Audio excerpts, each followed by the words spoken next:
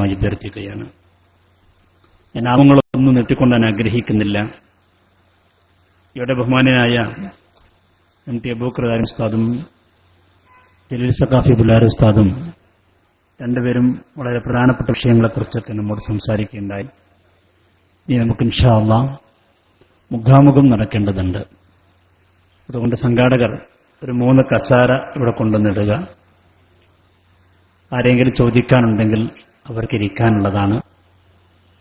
നമ്മുടെ വണ്ടിയന്മാരുണ്ട് 3 ആളുകൾ ആ ഭാഗത്ത് വന്ന് അവർക്ക് എല്ലാവിധ സൗകര്യങ്ങളും ചെയ്തു കൊടുക്കണം. അവരുടെ കാര്യങ്ങൾ പറഞ്ഞ് ഇൻഷാ അല്ലാഹ് വേണ്ട പ്രസംഗം അവസാനിപ്പിക്കും. ചോദിക്കാനുള്ള അവസരം കൊടുക്കും. സംഘാടകർ കാര്യങ്ങൾ ശ്രദ്ധിക്കണമെന്ന് ആമുഖമായി സ്നേഹത്തോടെ തന്നെ ആഗ്രഹിക്കുകയാണ്. നമ്മുടെ നോട്ടീസ് പോലെ നമ്മുടെ ഇന്നത്തെ പ്രോഗ്രാം കൊണ്ട് നാം ഉദ്ദേശിക്കുന്നത്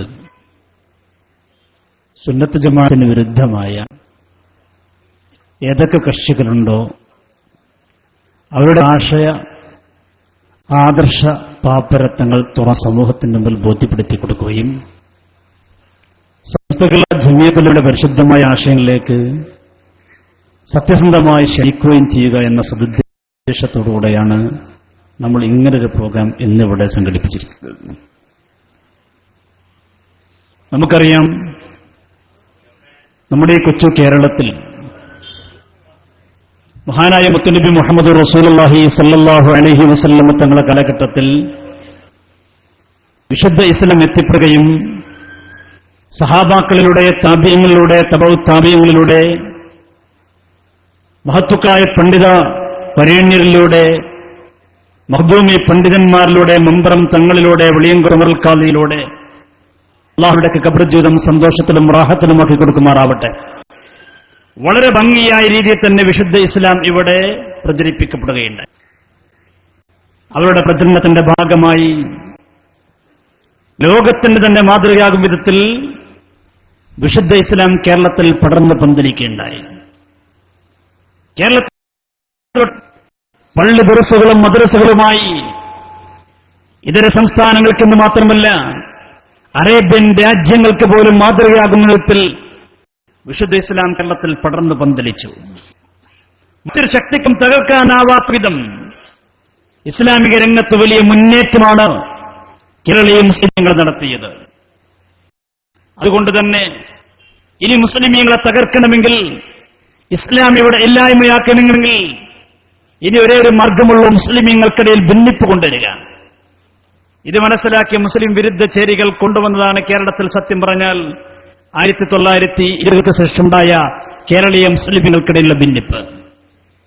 കേരളീയ മുസ്ലിമീങ്ങൾക്കിടയിൽ ഭിന്നിപ്പ് കൊണ്ടുവന്ന് മുസ്ലിമീങ്ങൾ പരസ്പരം അങ്ങോട്ടും ഇങ്ങോട്ടും പറയുന്നൊരു സാഹചര്യം ഉണ്ടാക്കിയെടുക്കുക എന്ന ലക്ഷ്യത്തിൽ ബിദ്അത്തുകാരെ കൊട്ടുപിടിച്ചുകൊണ്ട് മുസ്ലിമീങ്ങൾക്കിടയിൽ ഭിന്നിപ്പിന് ശ്രമം നടത്തുകയുണ്ടായി. അങ്ങനെ 1921കളിൽ കേരളത്തിൽ ഐക്യസംഘം എന്ന പേരിൽ ഒരു അനൈക്യത്തിന്റെ ശബ്ദം കടന്നു വരികയാണ്. ജനാബ് കെ എം മൗലയുടെ നേതൃത്വത്തിലായിരുന്നു അന്നൊരു പ്രസ്ഥാനം രൂപീകൃതമായത്.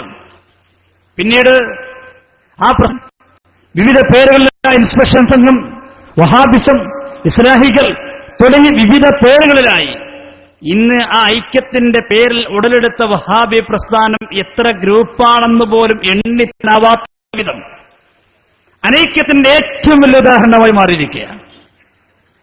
അവരിലേക്ക് സത്യത്തിൽ ആളുകൾ കൂടുതൽ പെട്ടുപോയില്ല എന്നതാണ് സത്യം. പ്രചണ്ഡമായ പ്രചരണങ്ങൾ നടത്തിയെങ്കിലും കേരളീയ മുസ്ലിമീങ്ങൾക്കിടയിൽ സാമ്പത്തികമായി കൊണ്ട് ഒരുപാട് സഹായങ്ങൾ ചെയ്തുവെങ്കിലും അവരുടെ ആദർശത്തിലേക്ക് അവർ പ്രതീക്ഷിച്ചതുപോലെ ആളെ കിട്ടിയില്ല. കിട്ടിയില്ലെന്ന് മാത്രമല്ല 8 പതിറ്റാണ്ട് പിന്നിട്ടപ്പോഴേക്കും വഹാബിസത്തിന്റെ അവസ്ഥ നമ്മൾ കണ്ടു കഴിഞ്ഞു. ഇപ്പോൾ എന്താ അവസ്ഥ? പരസ്പരം അങ്ങോട്ടും ഇങ്ങോട്ടും ശിർക്കും കുഫറും പറഞ്ഞുകൊണ്ടിരിക്കുകയാണ്. ഈ ഭാഗം ആളുകൾ മറുഭാഗത്തെക്കുറിച്ച് പറയുന്നവർ മുശ്രിക്കുകളാണ്, മറുഭാഗം തിരിച്ച് ഇങ്ങോട്ട് പറയുന്നവർ കാഫിറുകളാണ്. ജിന്നൂരികൾ ഇൻസൂരികളെ കുറിച്ച് പറയുന്നവർ നരകത്തിന്റെ അടിത്തട്ടില്ല. ഇൻസൂരികൾ ജിന്നൂരികളെ കുറിച്ച് പറയുന്നവർ മുശ്രിക്കുകളാണ്. ജിന്നൂരികളും ഇൻസൂരികളും കൂടി മടവൂരികളെ കുറിച്ച് പറയുന്നു, അവരെന്തായാലും ഷിർക്കിന്റെ ആളുകളാണ്. അപ്പോഴേക്ക് വേറൊരു വിഭാഗം ഇരിവേറ്റികൾ എന്നാണ് അവരെ കുറിച്ച് പറയുക, ഹദീസ് നിഷേധികൾ. മറ്റൊരു വിഭാഗം നിഷ്പക്ഷമതികളായിട്ട് കുറച്ചാളുകൾ. അപ്പോൾ നിലമ്പൂർ കേന്ദ്രമാക്കിക്കൊണ്ട് പ്രവർത്തിക്കുന്ന സുബൈർ മങ്കടയുടെ നേതൃത്വത്തിൽ ഇതെല്ലാം വിജയത്തിന്റെ ആളുകളാണ്, തിന്മയുടെ ആളുകളാണ്, സംഘടന തന്നെ പാടിലായത് പറയുന്ന ഇങ്ങനെ വിവിധ ചേരികളായി പരസ്പരം ഭിന്നിച്ചും കലഹിച്ചും കഴിഞ്ഞുകൊണ്ടിരിക്കുകയാണ് കേരളത്തിലെ വഹാബിസം. ഇന്നത്തെ അവസ്ഥ എന്താ? മുജാഹിദ് പ്രസ്ഥാനത്തിന്റെ നേതാക്കന്മാർക്ക് ഉറക്കമില്ലാത്തൊരവസ്ഥയായി. മുജാഹിദ് പ്രസ്ഥാനത്തിന്റെ അവസ്ഥ ഉറക്കം പോലുമില്ല. മുജാഹിദ് പ്രസ്ഥാനത്തിന്റെ 8ാം സംസ്ഥാന സമ്മേളനം കഴിഞ്ഞപ്പോ മുജാഹിദിന്റെ സംസ്ഥാന പ്രസിഡന്റ് TP അബ്ദുള്ള കോയമത് പറഞ്ഞാണ്ട സമ്മേളനം കഴിഞ്ഞിട്ടൊന്ന് ഉറങ്ങണം വിചാരിച്ചിട്ട് പോയി കിടന്നുറങ്ങാൻ ശ്രമിച്ചു. പക്ഷേ ജിന്നുകൾ എന്നെ ഉറങ്ങാൻ സമ്മതിച്ചില്ല. മുജാഹിദ് പ്രസ്ഥാനത്തിന് ജിന്നുകളുടെ അധിക്യമത്രയുള്ളതായി. ജിന്ന് ഉറങ്ങാൻ സമ്മതിക്കുന്നില്ല. സുബ്ഹാനല്ലാഹ്. ആരെക്കുറിച്ചായി ജിന്ന് എന്ന് പറയുന്നത്? ആരെക്കുറിച്ചാണ് ജിന്ന് എന്ന് പറയുന്നത്? മറുവിഭാഗത്തിന്റെ ആളുകളെ കുറിച്ച് പറയുന്നു, അവർ ജിന്നുകളാണ്. ജിന്നുകൾ ഞങ്ങളെ ഉറങ്ങാൻ പോലും സമ്മതിക്കുന്നില്ല. ഇത് പറയുന്നത് ആരാ നിങ്ങൾ അറിയണം? മുജാഹിദ് പ്രസ്ഥാനത്തിന്റെ സംസ്ഥാന പ്രസിഡന്റ് പറയുകയാണ്. നമ്മുടെ സമസ്ത കേരള ജംഇയ്യത്തുൽ 85ാം വാർഷിക മഹാസമ്മേളനം കോരിയാട് വെച്ച് കഴിഞ്ഞപ്പോ നമ്മളൊക്കെ എത്ര സുഖസുന്ദരമായ കടന്നുറങ്ങിയത്, എത്ര സന്തോഷത്തോടുകൂടെ ആ സമ്മേളനത്തിൽ നമ്മൾ തിരിച്ചുപോയത്. നമ്മുടെ ആലിമീങ്ങൾക്ക് എത്ര സന്തോഷമായിരുന്നു, നമ്മുടെ സാദാത്യങ്ങൾക്ക് എത്ര സന്തോഷമായിരുന്നു, നമ്മുടെ കൊച്ചു പ്രവർത്തകന്മാർക്ക് പോലും എത്ര സന്തോഷമായിരുന്നു. കേരളം കണ്ട ഏറ്റവും വലിയ മഹാസമ്മേളനം ആരെയും പ്രയാസപ്പെടുത്താതെ വളരെ ഭംഗിയായി ആനന്ദത്തിലും ആഹ്ലാദത്തിലുമായിരുന്നു സമസ്ത കേരള ജംഇയ്യത്തുൽ ഉസ്താദുമാരും അതിന്റെ പ്രവർത്തകന്മാരുമെങ്കിൽ മുജാഹിദ് പ്രസ്ഥാനത്തിന്റെ സമ്മേളനം കഴിഞ്ഞപ്പോ മുജാഹിദ് പ്രസ്ഥാനത്തിന്റെ സംസ്ഥാന നേതാവ് TP അബ്ദുള്ള കോയമത് പറയാണ്, ഞാൻ ഉറങ്ങിയിട്ടില്ല. അപ്പൊ അതിന് മറുപടിയായിട്ട് ഹുസൈൻ സലഫി പറയാണ്, TP നിങ്ങൾ ഒരു ദിവസമല്ലേ ഉറങ്ങാത്തുള്ളൂ, ഞാൻ ഒരാഴ്ചയായിട്ട് ഉറങ്ങിയിട്ടില്ല. അപ്പൊ ബാലുശ്ശേരിക്കാരൻ പറയാം, മുജാഹിദ് പ്രസ്ഥാനത്തിന്റെ തീപ്പൊരി പ്രഭാഷകൻ പറയാണ്, നിങ്ങൾ 2 ആൾ മാത്രമൊന്നുള്ള ഉറങ്ങാത്ത, മുജാഹിദ് പ്രസ്ഥാനം ഒന്നടങ്കം ഉറങ്ങിയിട്ടില്ല.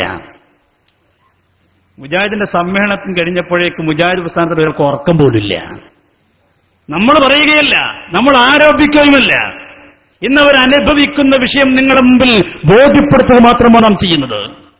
എവിടെത്തി മുജാഹിദ് പ്രസ്ഥാനം എന്നുള്ളത് മനസ്സിലാക്കാൻ.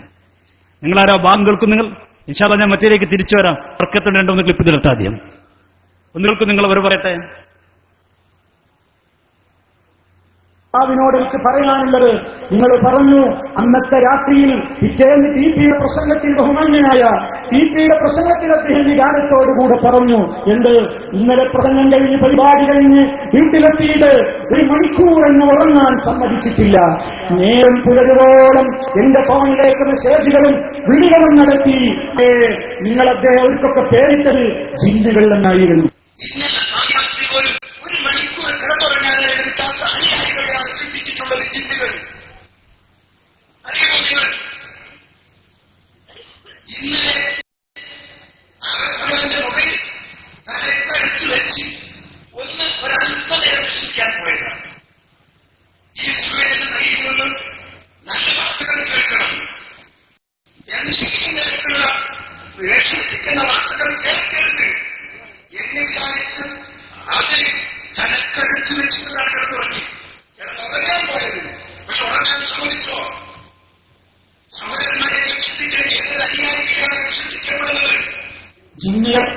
കണ്ട നിങ്ങൾ, മുജാഹിദിന്റെ സംസ്ഥാന പ്രസിഡന്റ് TP പറയാ ഉറങ്ങാൻ കഴിഞ്ഞിട്ടില്ല, ജിന്നുകൾ ശല്യപ്പെടുത്തുകയായിരുന്നു. ഹുസൈൻ സലഫിന്റെ മറുപടി കേട്ടോളൂ.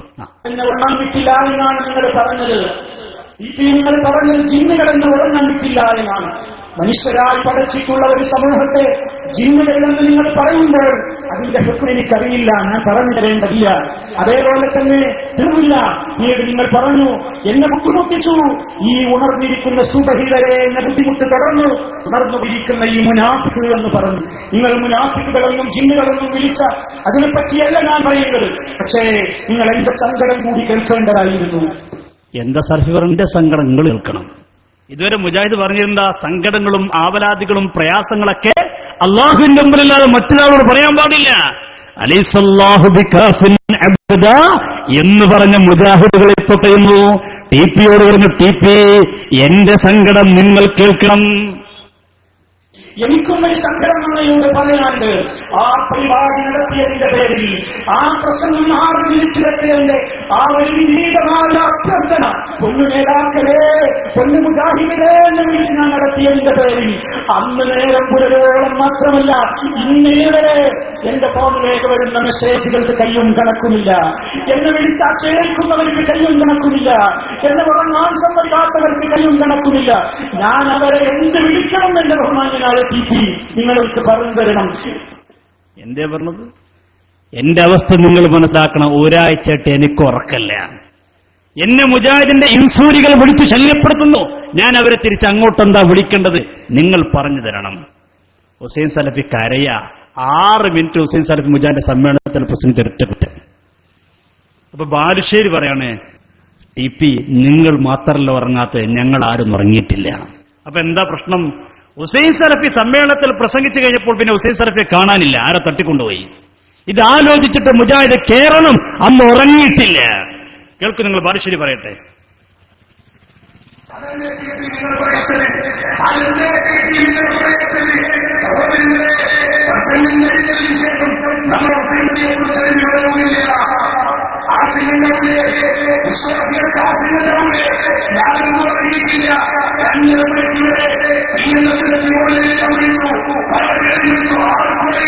കണ്ടോ, ബാലുശ്ശേരി പറയാ ഒരു പുടുത്തൂല്ല ഹുസൈൻ സലഫിയെ കുറിച്ച്. ഞാനൊന്നും ഉറങ്ങിയിട്ടില്ല, മൂപ്പര് മാത്രമല്ല ഉറങ്ങാതെ. പറയട്ടെ.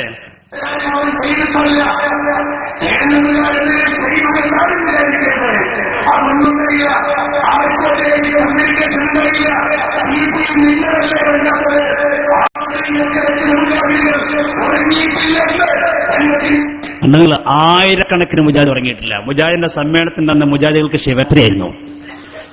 ഒരാൾക്ക് ഉറക്കണ്ടായിരുന്നില്ല. നിങ്ങൾ ആലോചിക്കുക, മുജാഹിദ് പ്രസ്ഥാനത്തിന്റെ അവസ്ഥ എന്താണ് അതിന്റെ അവസ്ഥ? ഞാൻ നീട്ടിക്കൊണ്ടുപോകാൻ ആഗ്രഹിക്കില്ല. എല്ലാം ഒന്ന് തോണ്ടിപ്പോണെന്ന് പറഞ്ഞുകൊണ്ട് ഞാൻ ഒക്കെ തോണ്ടിപ്പോകുക.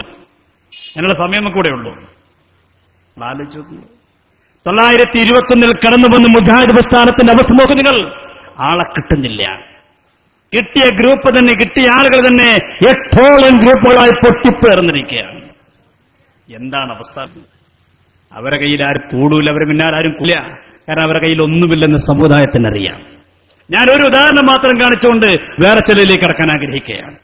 മുജാഹിദ് പ്രസ്ഥാനത്തിന്റെ അറിവെന്ന് മനസ്സിലാക്കാൻ, നമ്മളെ മുശ്രിക്കാണെന്ന് പറയാൻ, നമ്മളെക്കുറിച്ച് കാഫറാണെന്ന് പറയാൻ, നമ്മളൊക്കെ ശിർക്കിന്റെ പട്ടികയിൽ എണ്ണാൻ വല്ല വിവരവർക്കുണ്ടോ? ഇല്ലല്ലോ. അപ്പൊ നമ്മളെക്കുറിച്ചൊക്കെ കാര്യമായിട്ട് കാഫറാണ് മുശ്രിക്കാണെന്ന് പറയാൻ ഇവർ ചെയ്യുന്ന പണി എന്താ? നേരത്തെ വസ്കാത്ത് സൂചിപ്പിച്ചതുപോലെ ഇനി റബീഉൽ അവ്വലായി കഴിഞ്ഞാൽ മങ്കൂസ് മൗലിദിന്റെ പേരും പറഞ്ഞിട്ട് വരും, നബിദിനത്തിന്റെ പേരും പറഞ്ഞ് കടന്നു വരും. എന്നിട്ട് പറയും, കണ്ടോ മങ്കൂസ് മൗലിദിൽ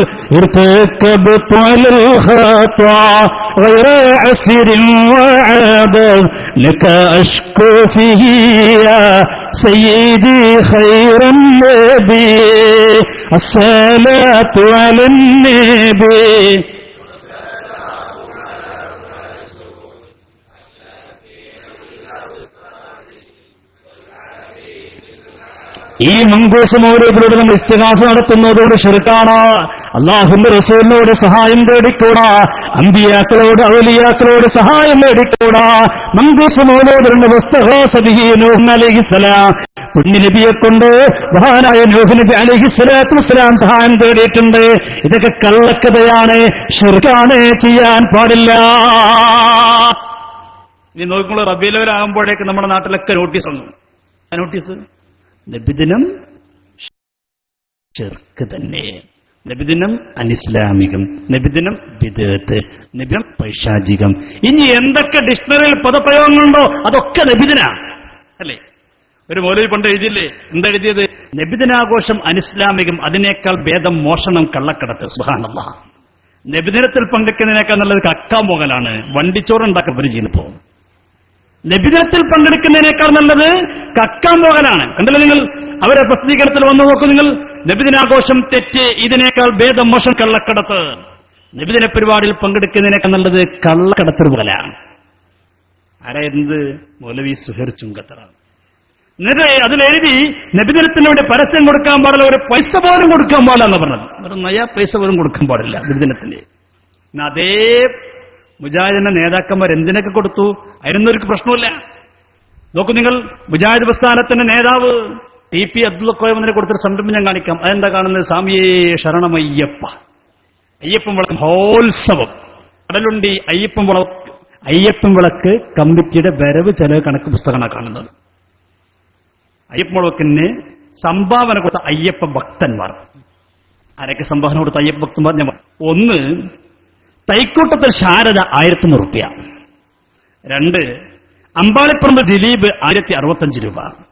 ഇങ്ങനെ പോന്നിട്ട് 40ാമത്തെ മുഷാവറിന്റെ എണ്ണം കഴിയുമ്പോൾ ഒരാള് ഇലക്ഷൻ നിറവേറാൻ വേണ്ടി മുജാഹിദ് പ്രസ്ഥാനത്തിലെ പിളർപ്പൊക്കെ തീർന്നു കിട്ടാൻ വേണ്ടിയും സുഖകരമായ ഉറക്കം കിട്ടാൻ വേണ്ടിയും മുജാഹിദ് പ്രസ്ഥാനത്തിന്റെ സംസ്ഥാന പ്രസിഡന്റ് ടി പി അബ്ദുൽ 200 രൂപ സംഭാവന. ഇപ്പൊ ഭക്തന ഒരു കുഴപ്പമില്ല. മുത്തുനബി സല്ലല്ലാഹു അലൈഹി വസല്ലമ തങ്ങളുടെ പേരിൽ കൊടുത്ത ഷിർക്ക് ഇസ്ലാമിന് പുറത്ത് അയ്യപ്പമുളക്ക് കൊടുത്താലോ വളരെ പുണ്യമുള്ള കാര്യം. ഇതാണ് അവരവസ്ഥ. ഞാനതൊക്കെ നീട്ടിക്കൊണ്ടുപോകാൻ ആഗ്രഹിക്കുന്നില്ല. അവരുടെ വിവരത്തിന്റെ രൂക്ക് ഞാൻ കേൾപ്പിച്ചാൽ നിങ്ങൾ മനസ്സിലാക്കാൻ വേണ്ടിയിട്ട്. മങ്കൂസ് മൗലൂദിനെ കുറിച്ച് കളിയാക്കി പറയുന്ന ആളുകൾ മങ്കൂസ് മൗലൂദ് ഉദ്ധരിക്കുക എന്തിന്? നൂഹ് നബി അലൈഹി സ്വലാത്തു വസ്സലാം പുണ്യ നബിയെ കൊണ്ട് ഇസ്തിഗാസ നടത്തിയെന്ന് പറയാം. പക്ഷെ അദ്ദേഹം പറയുന്നത് നൂഹ് നബിന്റെ സ്ഥാനത്ത് പറയുന്നത് ലൂത്ത് നബിയാ. അപ്പൊ സദസ്സിന്റെ ഒരാൾ തോണ്ടിട്ട് മൗലവി ലൂഹല്ലോ നൂഹാൻ. അപ്പൊ ശരിയാണ് നൂഹാണ്.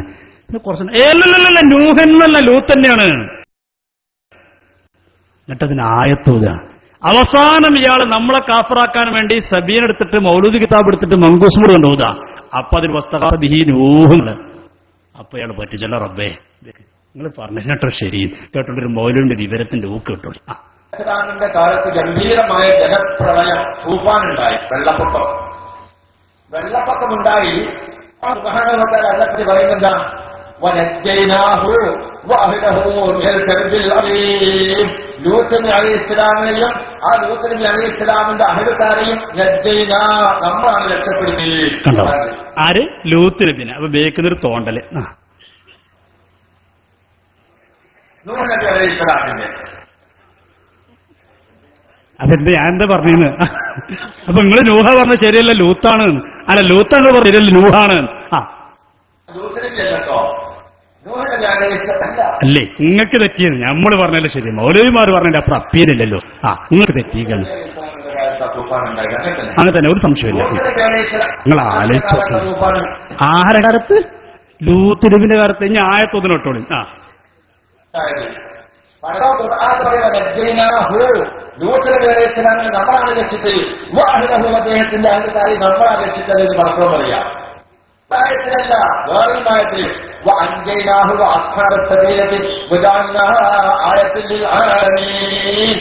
ജാക്കന്മാരെ, ആലിമീങ്ങളെ, ഉസ്താദന്മാരെ ഒന്ന് മനസ്സിലാക്കി. ഞങ്ങളോട് മനസ്സിലാക്കാൻ ലൂത്ത് നബിന്റെ കാലത്താണ് വെള്ളപ്പൊക്കം ഉണ്ടായെന്ന് ഞങ്ങളുടെ മനസ്സല്ല കണ്ണും കാതും ഒക്കെ തുറന്നിട്ടായിരിക്കും നിങ്ങൾ സഫാത്ത് കേൾക്കാൻ. പറയട്ടെ. കപ്പലുണ്ടായിരുന്ന മുഴുവൻ ആളുകളെയും നമ്മളാണ് രക്ഷിച്ചത്. കങ്ങള് അസ്ഹാബ് സഫീനത്ത് പറഞ്ഞപ്പോ മനസ്സിലായിക്കൂടെ? കപ്പൽ നട്ട ഏത് കുട്ടിയൊരു ധാരാളത്തിലാ നൂഹിന്റെ ഇനി തുടലടുത്ത് വരുന്ന കേട്ടോ. ഞാൻ പറയട്ടെ. ഇത് നമ്മൾ വിശ്വസിക്കണ്ടേ? വിശ്വസിച്ചാൽ മുഅ്മിനാണ്, വിശ്വസിച്ചില്ലെങ്കിൽ എന്താണത്? ഇത് വിശ്വസിച്ചാല് മുഅ്മിനാണ്, ഇത് വിശ്വസിച്ചില്ലെങ്കിൽ കാഫറാണ്. ഇനി കേട്ടോളൂ. ഇനി അയാള് നമ്മളെ കാഫറാക്കാൻ വേണ്ടിട്ട് മൗലൂദ് എടുക്കുക. അപ്പോണ്ട് പൊളിയൊക്കെ വിപരീതം വിശ്വസിച്ചാലോ തനിച്ച കാഫറാണ് അല്ലേ? എന്നാ കേട്ടോ,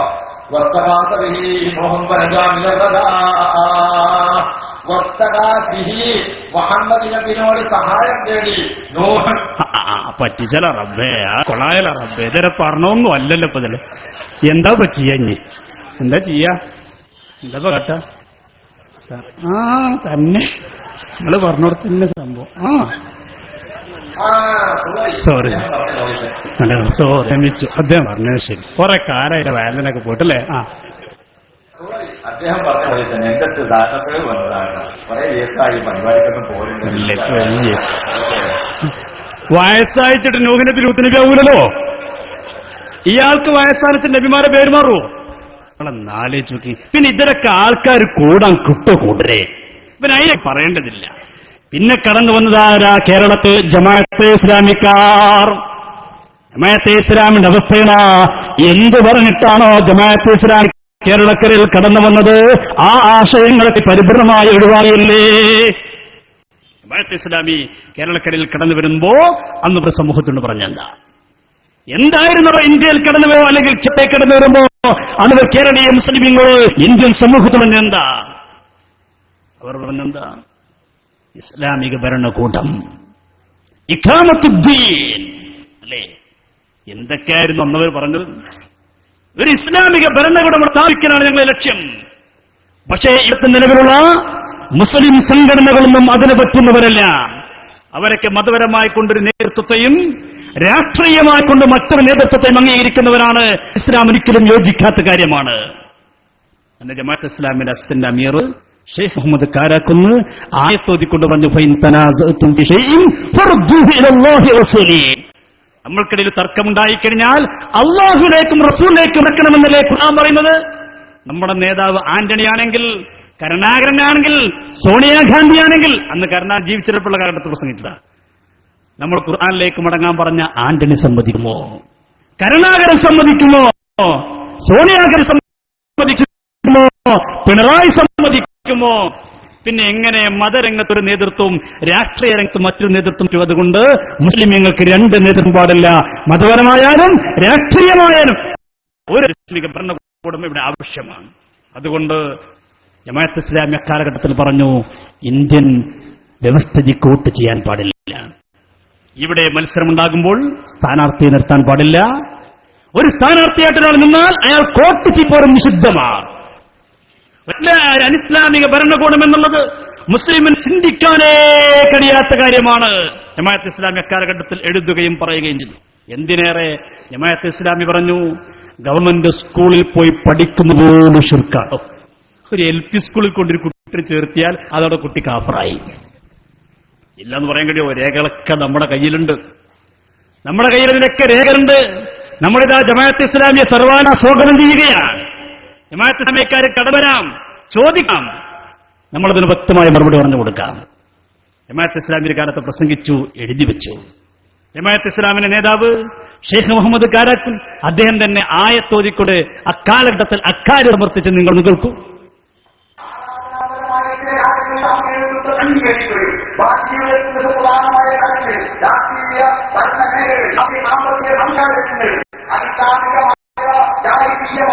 നേതൃത്വത്തെ മുസ്ലിങ്ങളുടെ മതവിരുദ്ധരുടെ അതുപോലെ തന്നെ ഖാദിയുടെ അഴിമതിക്കാരെ നേതൃത്വം അംഗീകരിക്കുകയാണ്.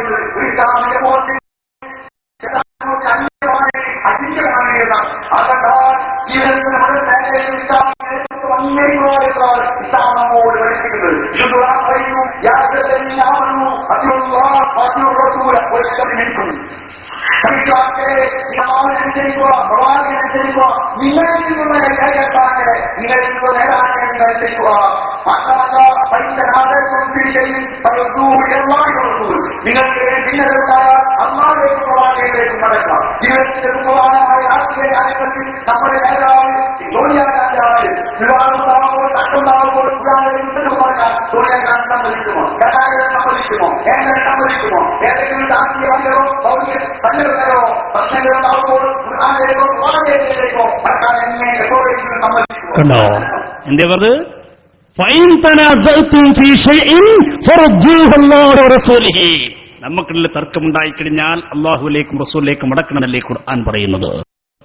എന്നാൽ നമ്മുടെ നേതൃത്വം ഒരു അനിസ്ലാമിക നേതൃത്വമാണെങ്കിൽ, ഒരു മുസ്ലിമീങ്ങളല്ല, അതല്ലെങ്കിൽ ദൈവനിഷേധികളാണ് നേതൃത്വമെങ്കിൽ ഖുർആനിലേക്കും ഹദീസിലേക്കും മടങ്ങാൻ പറഞ്ഞാൽ അവർ സമ്മതിക്കില്ലല്ലോ. അതുകൊണ്ട് അനിസ്ലാമിക നേതൃത്വത്തിന്റെ പിന്നിൽ നിന്നുകൂടാ. ആരാ പറയുന്നത്? ജമാഅത്ത് ഇസ്ലാമിയുടെ നേതാവ് പറയട്ടെ. അദ്ദേഹം അത് അംഗീകരിക്കുന്നുണ്ടോ? യഥാർത്ഥത്തിൽ അതുകൊണ്ട് രണ്ടാമത്തെ നേതൃത്വം ഇസ്ലാമിക സമൂഹത്തിൽ ചിന്തിക്കാനേ പറ്റാത്ത കാര്യമാണ്. അതേസമയം മുസ്ലിം സംഘടനകൾ നിർഭാഗ്യപ്പെട്ടാൽ ആരാധനാലയങ്ങൾക്ക് അവതരിപ്പിക്കും ജീവിതത്തിന്റെ പ്രധാനമായ മേഖലകളിൽ അതേതരമായ ഭൗതിക നേതൃത്വത്തേക്കുമാണ് അംഗീകരിക്കുന്നത്. ഇസ്ലാമിക അന്യമായി സമീപത്തിന്റെ ഭിന്നമായി ജീവിതത്തിന്റെ മുൻ മേഖലകളിൽ ഇസ്ലാമിക നേതൃത്വത്തെ അംഗീകരിക്കുന്നു. പ്രശ്നങ്ങൾ ഇസ്ലാമിക സമൂഹം പരസ്പരം കൂടിയാലോചന തീരുമാനിക്കുന്നു എന്നതാണ്. കണ്ടോ എന്റെ ജമാഅത്ത് ഇസ്ലാമിന്റെ വ്യതിരിക്തത പറഞ്ഞെന്താ? ജമാഅത്തെ ഇസ്ലാമി ഏത് രംഗത്തും ഒരു ഇസ്ലാമിക നേതൃത്വം മാത്രമേ അംഗീകരിക്കുള്ളൂ. രാഷ്ട്രീയ രംഗത്തൊന്ന്, മതരംഗത്ത് മറ്റൊന്ന്. ഈ ഒരു ചിന്താഗതി ജമാഅത്തെ ഇസ്ലാമിക്ക് ഇല്ല. ഞവരെ കൂട്ടത്തെ രാഷ്ട്രീയകാര്യ നേതാവുണ്ട് അബ്ദുസ്സലാം വാണിയമ്പലം. അദ്ദേഹം ഒന്നുകൂടി വ്യക്തം പറഞ്ഞു. എന്താ അദ്ദേഹം ഒന്നുകൂടി വ്യക്തമാക്കി പറഞ്ഞത്? അദ്ദേഹം പറഞ്ഞു, കേരളത്തിലെ മതസംഘടനകളൊക്കെ ചെയ്യുന്നത് എന്താ? മതരംഗത്ത് അവർ ഒരു നേതൃത്വത്തെ അംഗീകരിക്കുന്നു. പള്ളിയിൽ പോയിക്കൊണ്ട് ഇമാമത്ത് നിസ്കരിക്കാൻ വേണ്ടി ഇമാമായിക്കൊണ്ട് ഒരു മതപണ്ഡിതന്റെ പിന്നിൽ നിൽക്കുന്നു. പുറത്തിറങ്ങിയാലോ ഇത് രാഷ്ട്രീയ പാർട്ടിക്കാരെ ചിന്താപത വിളിച്ചു പോകുന്നു. ശരിയാണല്ലോ, അങ്ങനെ ഒരു പാരമ്പര്യം ഇസ്ലാമിലില്ല. എന്നിട്ട് അദ്ദേഹം ചോദിച്ചു, പുണ്യനബി സല്ലല്ലാഹു അലൈഹി വസല്ലം തങ്ങളുടെ കാലഘട്ടത്തിൽ അങ്ങനെ ഏർപ്പാടുണ്ടായിട്ടുണ്ടാവും.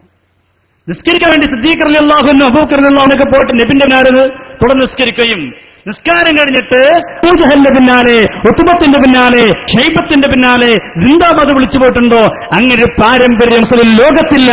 അതുകൊണ്ട് മതപരമായ വിഷയമായാലും ഏത് വിഷയമായാലും ഒരു ഇസ്ലാമിക നേതൃത്വം മാത്രമേ നമുക്ക് അംഗീകരിക്കാൻ പറ്റുകയുള്ളൂ. മറ്റ് ഇസ്ലാമിക കാലഘട്ടത്തിൽ പറഞ്ഞു കേൾക്കുന്നു.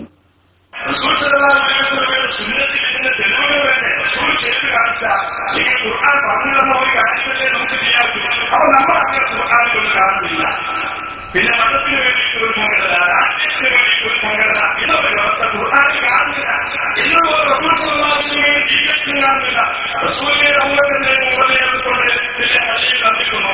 ഞാൻ പള്ളിയിൽ സലാം വേണ്ടി ഇറങ്ങിയോടെ അബൂബക്കറും ഉമറൊക്കെ അബൂബക്കർ അദ്ദേഹത്തിൽ കൂടെ ചിന്താബാദ് വിളിച്ചത്, ഉമറുൽ ഖത്താബ് കൂടെ ചിന്താബാദ് വിളിച്ചത്. മുസ്ലിങ്ങളെ നിസ്കരിക്കാൻ റസൂലിനെ വരുന്നുണ്ട്. പള്ളിയിലിറങ്ങിയാൽ അവർക്ക് പടവനം, പിന്നെ ആളുകൾക്ക് പടവന രാജ്യത്തിലേക്ക് പോയിട്ട് ചിന്താബാദ് ഇതൊരു സൗകര്യമുള്ള ഏർപ്പാടാണ് എന്ന് നമുക്ക് പറയാം. പക്ഷേ ഇസ്ലാം തെരുവിൽ തന്നെ റസൂൽ സല്ലല്ലാഹു അലൈഹി വസല്ലമയുടെ സുന്നത്തിൽ അതുപോലെ ഒരു തെരുവിൽ തന്നെ അങ്ങനെ അതൊരു തെളിവ് കിട്ടണ്ടേ? തെളിവില്ലാത്തത് കൊണ്ടാണ് ജമാഅത്ത് ഇസ്ലാമി ഇതിനെ എതിർക്കുന്നത്. പറയട്ടെ,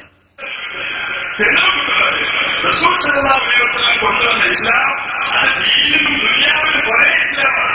ദുനിയാവിന് മാത്രമുള്ള ഒരു ഇസ്ലാമാണ്. രാഷ്ട്രീയവും പിന്നെ മതവുമുള്ള ഒരു ഇസ്ലാമാണ്. എല്ലാത്തിന്റെ ഒരു നേതൃത്വമാണ്. ഒരു ഇല്ലാതെ ദീനും ദുനിയാവും രണ്ടാക്കി വിഭജിച്ച് നേതാക്കളെയും ഭരിക്കുന്ന ഒരു സംവിധാനം ഇസ്ലാമിൽ കാലാത്തുകൊണ്ടാണ് ജമാഅത്ത് ഇസ്ലാമി അത് എതിർക്കുന്നത്. കണ്ടോ, ജമാഅത്ത് ഇസ്ലാമി എതിർക്കാനുള്ള കാരണം എന്താ? അങ്ങനെ ഇസ്ലാം ഒരു തെളിവില്ല. മതപരമാണെങ്കിലും ഭൗതികമാണെങ്കിലും രാഷ്ട്രീയമാണെങ്കിലും എല്ലാം ഒരേ ഒരു നേതൃത്വമേ പറ്റുകയുള്ളൂ. അതുകൊണ്ടാണ് നിലവിലുള്ള രാഷ്ട്രീയ പാർട്ടികൾക്കെതിരെ ഞങ്ങൾ നിൽക്കാൻ കാരണം, രാഷ്ട്രീയം വേണ്ട എന്ന് പറയാൻ കാരണം, വോട്ട് ചെയ്യണ്ട എന്ന് പറയാൻ കാരണം. ജമാഅത്ത് ഇസ്ലാമി പറഞ്ഞു, അവരുടെ പുസ്തകത്തിൽ എഴുതി വെച്ചു, ഇസ്ലാമിക രാഷ്ട്രീയത്തിൽ പങ്കുവയ്ക്കൽ ഒരു മുസ്ലിമിന്റെ ജോലിയേ അല്ല. അനിസ്ലാമിക രാഷ്ട്രീയത്തിൽ പങ്കുവഹിക്കൽ ഒരു മുസ്ലിമിന്റെ ജോലിയേ അല്ല. ജമാഅത്ത് ഇസ്ലാമി ഒരു സംശയത്തിനും വക നൽകാത്ത വിധം തന്നെ വളരെ വ്യക്തമായിക്കൊണ്ട് പുസ്തകത്തിൽ പഴയകാലത്ത് എഴുതി വെച്ചു, ഒരിക്കലും ഒരു അനിസ്ലാമിക രാഷ്ട്രീയത്തിൽ പങ്കുവഹിക്കാൻ പാടില്ല. അതുകൊണ്ട് ഇന്ത്യൻ ഗവൺമെന്റ് വോട്ട് ചെയ്യാൻ പാടില്ല. കേരളത്തിൽ ആര് മത്സരിച്ചാൽ വോട്ട് ചെയ്യാൻ പാടില്ല. വോട്ട് ചെയ്യുമ്പോൾ കൂടെ നമ്മൾ കാഫറാകും. രാഷ്ട്രീയം പാടില്ല എന്ന് പറഞ്ഞ ജമാഅത്ത് ഇസ്ലാമി. പിന്നെ നമ്മൾ എന്താ കണ്ടത്? ജമാഅത്ത് ഇസ്ലാമിന്റെ ആരിഫ് അലി. ആ ആരിഫ് അലി ജമാഅത്ത് ഇസ്ലാമിന്റെ കേരള ഘടകത്തിന്റെ അമീറായ ആരിഫ് അലി അദ്ദേഹം പത്രസമ്മേളനം നടത്തിയിട്ട് പറഞ്ഞാ, രാഷ്ട്രീയ പാർട്ടി ഉടൻ, രാഷ്ട്രീയ പാർട്ടി ജമാഅത്ത് ഇസ്ലാമി രാഷ്ട്രീയ പാർട്ടി രൂപീകരണം ഉടൻ. പത്രക്കാർ ചോദിച്ചു, ഇതുവരെ നിങ്ങൾക്കത് ഷിർക്കായിരുന്നല്ലോ, ഇതുവരെ നിങ്ങൾക്കത് ഹറാമായിരുന്നല്ലോ, ഇപ്പെങ്ങനെ തൗഹീദും ഇപ്പതെങ്ങനെ ഹലാലുമായത്? ആ പരിഫലിന് മറുപടി, എല്ലാ ഹറാമും എക്കാലത്തും ഹറാമായിക്കൊള്ളുന്നില്ല. എല്ലാ ഹറാമും എക്കാലത്തും ഹറാമാണ്. ചില ഹറാമുകൾ ഇടയ്ക്ക് ഹലാലാകുന്നത് ഇങ്ങനെയൊക്കെ തന്നെയാണ്. ഇപ്പൊ ഒരു കുഴപ്പമില്ല. പത്രത്തിലൊന്ന് റിപ്പോർട്ടാണ് വായിക്കുന്നത്. ഇപ്പൊ ജമാഅത്ത് ഇസ്ലാമി രാഷ്ട്രീയ പാർട്ടി വിവരിച്ചു. ആരാ നേതാവ്? പിഷാരടി. ഏത് പള്ളിക്കത്തെ ഇമാമ? ആരാ ഏത് പള്ളിക്കത്തെ ഇമാമ? ഇനി കണ്ടോളൂ നിങ്ങൾ. ജമാഅത്ത് ഇസ്ലാമിന്റെ നേതാവ് അബ്ദുസ്സലാം വാണിയമ്പലം പറഞ്ഞെന്താ, പള്ളിക്കൊരു ഇമാമിന്റെ പിന്നാലെ നിസ്കരിക്കുകയും പുറത്തിറങ്ങിയിട്ട് മറ്റൊരു നേതാവിന്റെ പിന്നാലെ സിന്ദാബാദ് വിളിക്കുന്നതിന് ഖുർആനിൽ തെളിവില്ല, ഹദീസിൽ തെളിവില്ല. എന്നാ ജമാഅത്ത് ഇസ്ലാമിലെ സോളിഡാരിറ്റി പ്രകടനം വിളിക്കുന്ന ആരുടെ പിന്നാലെയാ? ആര് പിന്നാലെ? മേധാപ്പെടുക്ക പിന്നാലെ. മേധാപ്പെടുക്കർ ഏത് പള്ളിക്കത്തെ ഇമാമാണോ? ഹിറാ മസ്ജിദിൽ ഇമാമായിരിക്കും വേണമെങ്കിൽ. മേധാപ്പെടുക്കർക്ക് വേണ്ടി സിന്ദാബാദ് വിളിച്ചുകൊണ്ട് ജമാഅത്ത് ഇസ്ലാമിന്റെ യുവജന വിഭാഗം നോക്കൂ, നിങ്ങൾ പ്രകടനം നടത്തുന്നത് നടക്കട്ടെ.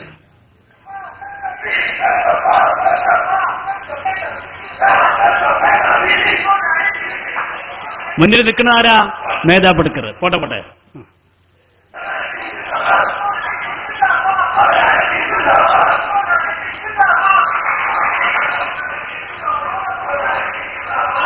ഇപ്പൊ ജമാഅത്ത് ഇസ്ലാമി ഖുർആനും ഇല്ല, ഹദീസുല്ല, ഒന്നുമില്ല. ഇപ്പൊ ആരാ പിന്നാലെ സിന്ദാബാദ് വിളിക്കുക? കഴിഞ്ഞ ഒരു പ്രോഗ്രാം കണ്ടോ നിങ്ങൾ? ആ പ്രോഗ്രാമിൽ പങ്കെടുക്കുന്നത് ആരൊക്കെയാ? ആരൊക്കെ പങ്കെടുക്കുന്നത്? മതവിശ്വാസികളാണോ? എന്തായിരുന്നു ഷേഖ് മുഹമ്മദ് കാരാക്കെന്ന് പറഞ്ഞത്? അദ്ദേഹം പറഞ്ഞു ഖുർആനിലേക്കും ഹദീസിലേക്കും മടങ്ങാൻ പറഞ്ഞ് സമ്മതിക്കുന്ന ആളുകളായിരിക്കും നേതാക്കന്മാരാവണ്ടേ. ഞാൻ ചോദിക്കട്ടെ, മേൽക്കൊടൊക്കെ പറഞ്ഞ എന്തിരിക്കും അവസ്ഥ? ഖുർആനിലേക്ക് ആ ബുഖാരിയിൽ എങ്ങനെയുണ്ട് പറഞ്ഞാൽ മേൽപ്പെടുക്കർ ഓക്കെ അറിയോ? ഇപ്പൊ ജമാഅത്ത് ഇസ്ലാമിക് പ്രശ്നമല്ല കണ്ടോ? ആരാ പ്രശ്നിക്കുന്നത്? മേധാവികളാണ് അവരെ സോൾഡാറ്റിന്റെ സമ്മേളനത്തിൽ പങ്കെടുക്കുന്നത്. ഇനി ഓരോരുത്തരെ ഓരോ നേതാക്കന്മാരെ ആരൊക്കെ? ഒന്ന് മൈലമ്മ, വിശുദ്ധ ഖുർആന്റെ നടുക്കണ്ടുള്ളത് മഹിലമ്മ. പറയട്ടെ, ആ കണ്ടോളൂ നിങ്ങള്.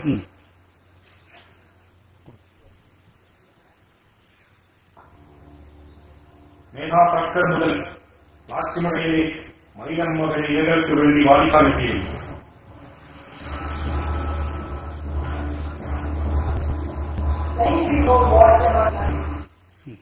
മധുഹ മേധാപർക്കർ പറഞ്ഞത് പറട്ടെ പോട്ടെ.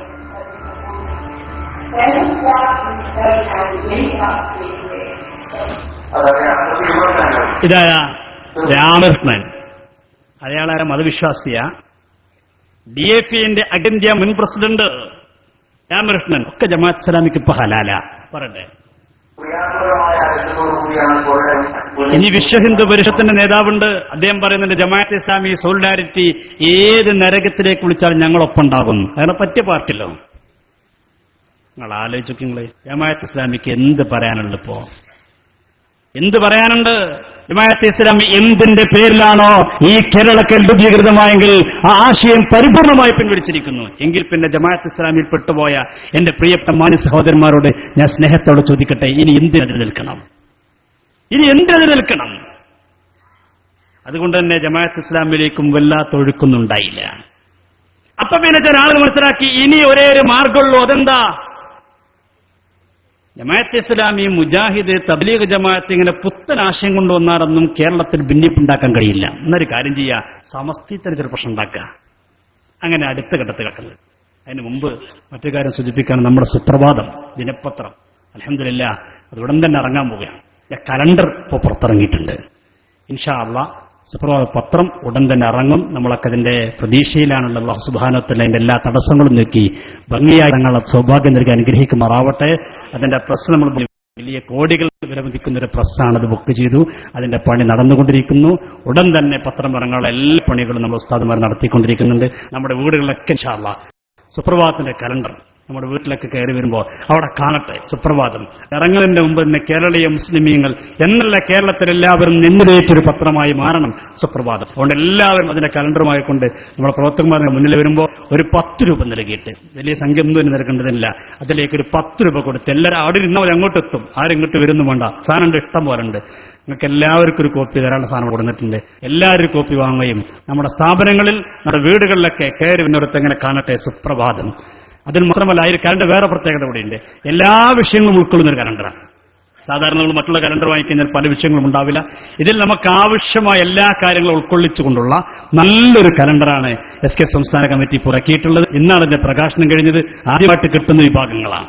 കാരണം കിട്ടിയ കോപ്പി കൊണ്ട് നേരിട്ട് അങ്ങോട്ട് പോകുന്നതാണ്. നിങ്ങളൊക്കെ ഒരു കോപ്പി അത് വാങ്ങി എല്ലാവരും സുപ്രഭാതത്തിന്റെ പ്രചാരകരാകണം. നമ്മുടെ പ്രിയപ്പെട്ട SKSFന്റെ പ്രവർത്തകന്മാരൊക്കെ നമ്മുടെ നാടുകൾക്ക് സുപ്രഭാതത്തിന്റെ ഫ്ലക്സ് ബോർഡുകൾ സ്ഥാപിക്കണം.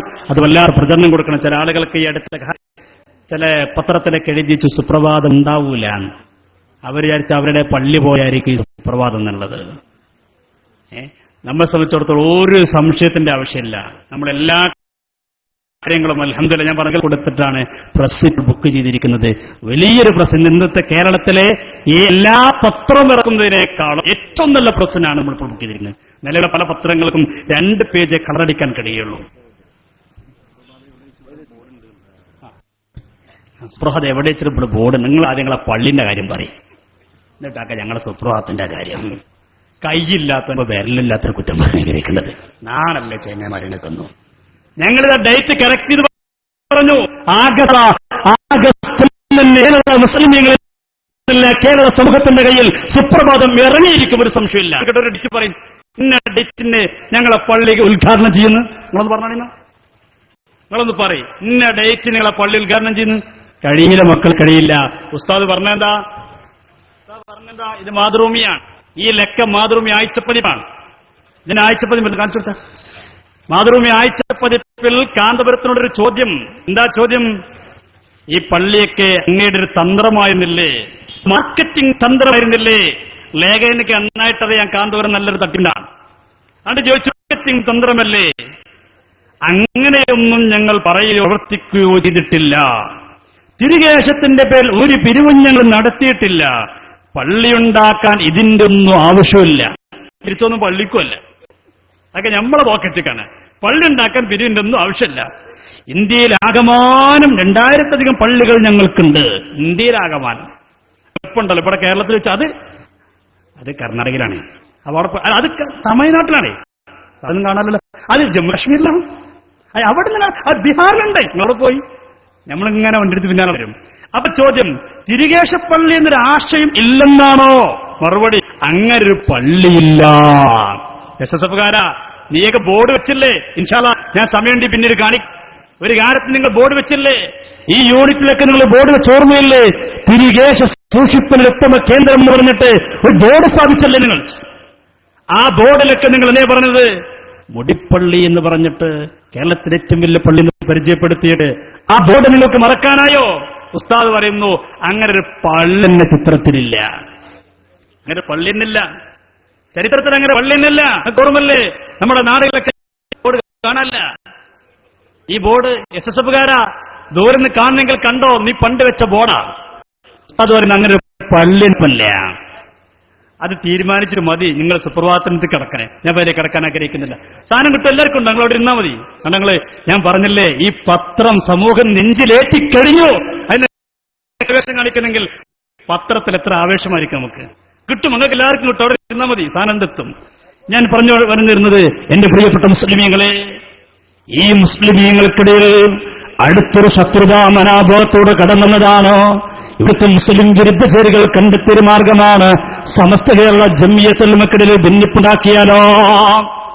അതിൽ പല നിലക്കുള്ള ശ്രമം നടന്നപ്പോഴും പക്ഷേ അതൊന്നും വിജയിച്ചില്ല. അപ്പോൾ അവർ കണ്ടെത്തിയ മാർഗമാണ് കാന്തപുരത്തെ പിടികൂടുക എന്നുള്ളത്. കാരണം അവർക്കറിയാം കാന്തപുരം AP അബൂബക്കർ മുസ്ലിയാദിന് പറ്റിയ ആളാണ്. കാന്തപുരം അബൂബക്കർ മുസ്ലിയാദിന് പറ്റിയ ആളാണ് മനസ്സിലാക്കിക്കൊണ്ട് അദ്ദേഹത്തെ പിടികൂടിക്കൊണ്ടാണ് സമസ്ത കേരള ജംഇയ്യത്തുൽ ഉലമക്കിടയിൽ അന്നൊരു പ്രശ്നമുണ്ടാക്കാൻ അവർ ശ്രമം നടത്തിയത്. അതല്ലേ സംഭവിച്ചത്? എന്നിട്ട് ഇപ്പൊ പറയണണ്ട, ഇവിടെയും ഒരാൾ പ്രസംഗിച്ചത്രേ, ശംസുൽ ഉലമ വലിയ മഹാനാണ്, കനിയത്ത് ഉസ്താദ് വലിയ മഹാനാണ്, അവരൊക്കെ ഞങ്ങളുടെ ആളാണ്. പിന്നെ എന്തിനാ കൂട്ടങ്ങൾ അന്ന് പോയത്? നിങ്ങൾക്കല്ലേ പോണ്ടത്? നിങ്ങൾ ആലോചന എത്തും. അങ്ങനെ ഇപ്പൊ നിർത്തിവെക്കത്, ആ സാധനം കൊടുക്കൽ നിർത്തിവെക്കും. അവിടെ മാറിക്കോ, സാധനം എത്തും. നിങ്ങൾ പോടിണ്ട.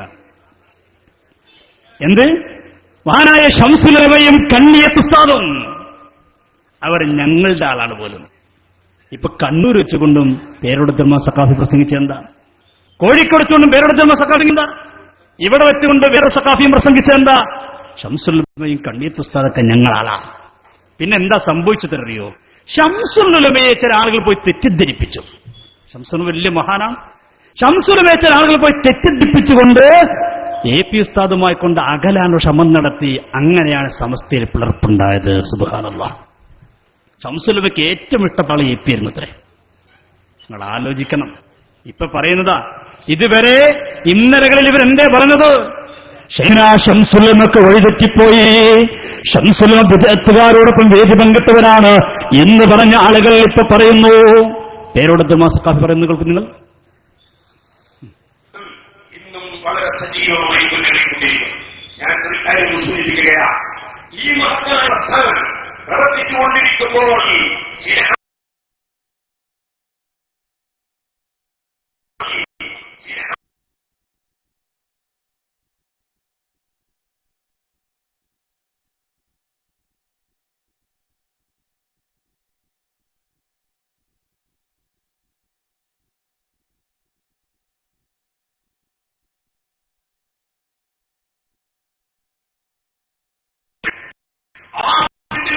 പറഞ്ഞത് മോചിപ്പിച്ചു. ഇവിടെ പണ്ഡിതന്മാർക്കിടയിൽ ഭിന്നത ഉണ്ടാകാൻ ദീനിന്റെ ശത്രുക്കൾ ശ്രമിച്ചു എന്നതല്ലേ വസ്തുത. കണ്ടോ? അപ്പൊ എന്താ വസ്തുത? ശംസുൽ ഉലമയും AP-യും വല്ലാത്ത ബന്ധമായിരുന്നു, ഭയങ്കര സ്നേഹമായിരുന്നു. പക്ഷെ ചില ശത്രുക്കൾ, ചില ഫിത്നക്കാർ ശംസുൽ ഉലമയോട് പോയിട്ട് പലതും പറഞ്ഞു. അങ്ങനെ അടർത്തി. അങ്ങനെയാണ് പിളർപ്പുണ്ടായത്. ഇന്ന് ആരാ ഫിത്നക്കാരൻ? നമ്മൾ പറയണ്ട.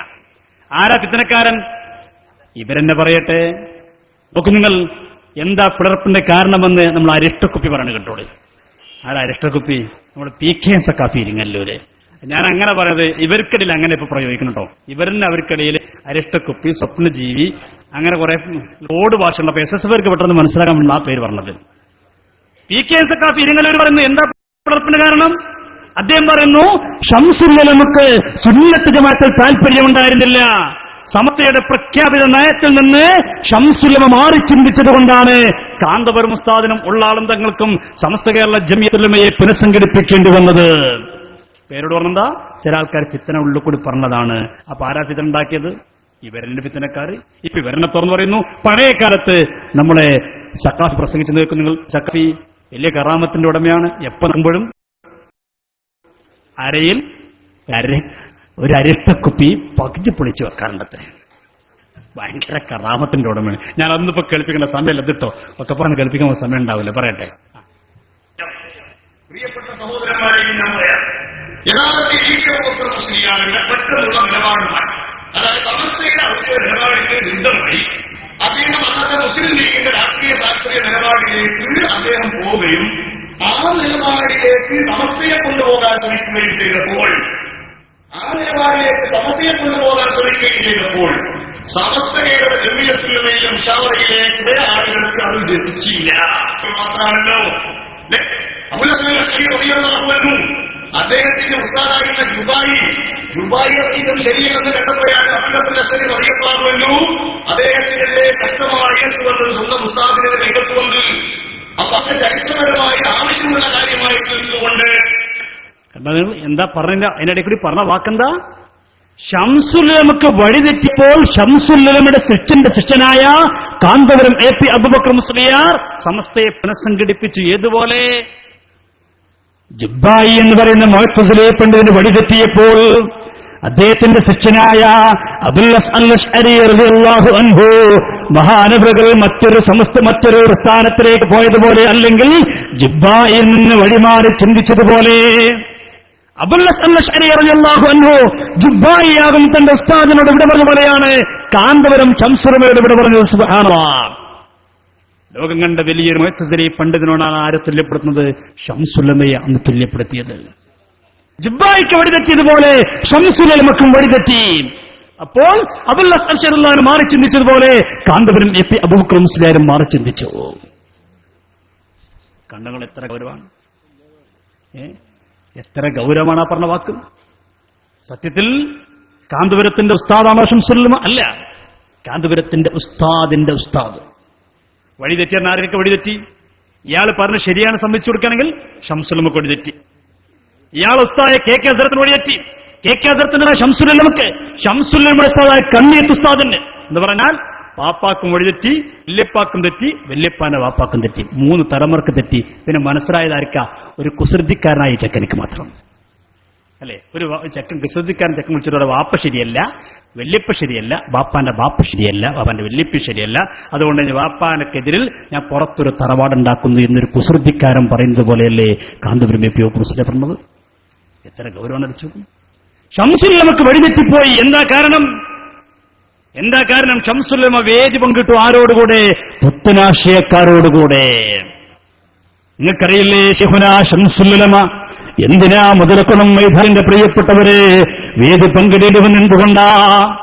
ശംസുൽ ഉലമയുടെ സ്വന്തം ആവശ്യത്തിന് വേണ്ടിയല്ലല്ലോ, ശൈഖുനായുടെ വീട്ടിലത്തെ കാര്യത്തിന് വേണ്ടിയല്ലല്ലോ, പിരിവ് നടക്കാൻ വേണ്ടിയല്ലല്ലോ. പിന്നെന്തിനാ ശൈഖുനാ ശംസുൽ ഉലമ എന്റെ പ്രിയപ്പെട്ടവരെ വേദി പങ്കിട്ടതോ? ഈ സമുദായത്തിന്റെ മൊത്തം കാര്യത്തിന് വേണ്ടി, ശരീഅത്ത് നടപ്പിലാക്കാൻ വേണ്ടി.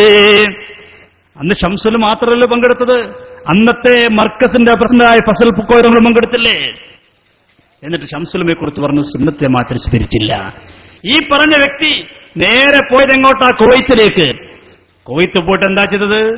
അപ്പുറത്തും ഇപ്പുറത്തും മുജാഹിദിന്റെയും ജമാഅത്തെ ഇസ്ലാമിയുടെയും നേതാക്കന്മാരൊക്കെ വലത്തും ഇടത്തും നിർത്തിക്കൊണ്ട് പത്രക്കാർക്ക് ഫോട്ടോ പോസ്റ്റിനോട് എന്റെ SSFകാരാ നീ നോക്കൂ, അപ്പുറത്തും ഇപ്പുറത്ത് നിൽക്കുന്ന ഒന്ന് AK അബ്ദുറഹ്മാൻ ഹാജി, പിന്നെ ആരാ? നാദിർ നൂരി, MBA മുഹമ്മദ് സലീം മൗലവി, PK ജമാൽ. ആ വൃത്തത്തിന്റെ ഉള്ളിൽ കാണുന്ന കാന്തപുരം AP അബൂബക്കർ മുസ്ലിയാർ, അബ്ദുൽ സമദ് അൽ കാത്തിബ്, അബ്ദുറഹ്മാൻ തറുവായി, N അബ്ദുൽ ലത്തീഫ് മദനി, NP അബ്ദുൽ ഖദർ മൗലവി, OP അബ്ദുസ്സലാം മൗലവി എന്ന് പറഞ്ഞാൽ KM പോലുള്ള മോനുണ്ട്. കേരളത്തിൽ മുജാഹിദ് ഉണ്ടാക്കിയ KM മോണ്ടതിൽ ഇപ്പോഴും മുജാഹിദ് പ്രസ്ഥാനത്ത് കുവൈത്തിൽ നേതൃത്വം നൽകുന്ന അബ്ദുൽ ലത്തീഫ് മദനി, മുജാഹിദിന്റെ മുൻ ജനറൽ സെക്രട്ടറിയായ NP അബ്ദുൽ ഖാദർ മൗലവി, ജമാഅത്ത് ഇസ്ലാമിയുടെ നേതാവ്, എല്ലാ നടുവിലും ഉസ്താദ് ഇങ്ങനെ വളരെ ഉഷാറായിട്ട് നിൽക്കുന്നു. SSF-കാര എന്തിന്റെ പേരിലാണ് പിന്നെ പോയത്?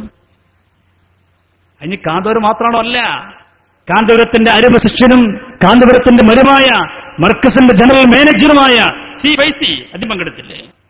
അദ്ദേഹം ആരപ്പൊക്കെ വേദി പങ്കിട്ടത്? ജമാഅത്തെ ഇസ്ലാമിയുടെ അഖിലേന്ത്യാ നേതാവ് ആരിഫ് അലി, അല്ല സിദ്ദീഖ് ഹസൻ. ജമാഅത്തെ ഇസ്ലാമിയുടെ അഖിലേന്ത്യാ നേതാവ് സിദ്ദീഖ് ഹസൻ, കണ്ടോ? ആ നീല അടയാളപ്പെടുത്തി സിദ്ദീഖ് ഹസൻ പ്രസംഗിക്കുന്നു. അതിന്റെ ഇപ്പുറത്തെ പച്ചടയാളപ്പെടുത്തി ആരിഫ് അലി, അതിന്റെ അപ്പുറത്തെ ചോപ്പടയാളപ്പെടുത്തിയതാരാ? കാന്തപുരത്തിന്റെ മരുമകനും മർക്കസിന്റെ ജനറൽ മാനേജറുമായ CYC. SSF-കാരാ ഒരു പ്രശ്നം ഇപ്പോ ഒരു കുഴപ്പമില്ല. അങ്ങനെ എത്ര സംഭവങ്ങൾ ഇപ്പൊ ആരപ്പൊരിക്കുക ഒരു കുഴപ്പമില്ല. ഇനിയാണെങ്കിൽ മറ്റൊരാളിരിക്കുന്നത് ആരപ്പരിക്കുന്നത് സംസ്ഥാന നേതാക്കന്മാരെ കുറിച്ച് വലിയ കുറ്റം പറഞ്ഞ ആളുകൾ ഇപ്പൊ ആർക്കരിക്കുന്നത്? ഇപ്പൊ ഇരിക്കാൻ ഒരു മടിയില്ല, ആരെ കൂടെ വേണമെങ്കിലും ഇരിക്കാൻ തയ്യാറാണ്. ഈ സാക്ഷാൽ ഖലീൽ ബുഖാരി തങ്ങൾ ആരെ കൂടെ ഇരിക്കണം നോക്കി നിങ്ങൾ? ഖലീൽ ബുഖാരി തങ്ങളെ നടുവിലൊരാളിനെ എപ്പുറത്ത് ആരാധിക്കുന്നത്? ഞാൻ ആരാണെന്നും പരിചയപ്പെടുത്താൻ ആഗ്രഹിക്കുന്നില്ല. തങ്ങളല്ലേ നമുക്ക് പറയുന്നൊരു പരിധിയും പരിമിതിയും ഉണ്ടല്ലോ. ആ പെണ്ണാണല്ലോ എന്തായാലും. ഞാനങ്ങനെ പറയേണ്ട അരിച്ചാണ്. പിന്നെ സക്കാതി പറയുമ്പോൾ നമുക്ക് പ്രശ്നമില്ല. അത് ഏറ്റു പറഞ്ഞ ഹിക്കായത്തില്ല, ഞാൻ ഏറ്റു പ്രശ്നമില്ല. ഒരു പ്രശ്നമില്ല. ആരപ്പ ഇരിക്കും ചെയ്യാം, ആരപ്പ നിൽക്കും ചെയ്യാം.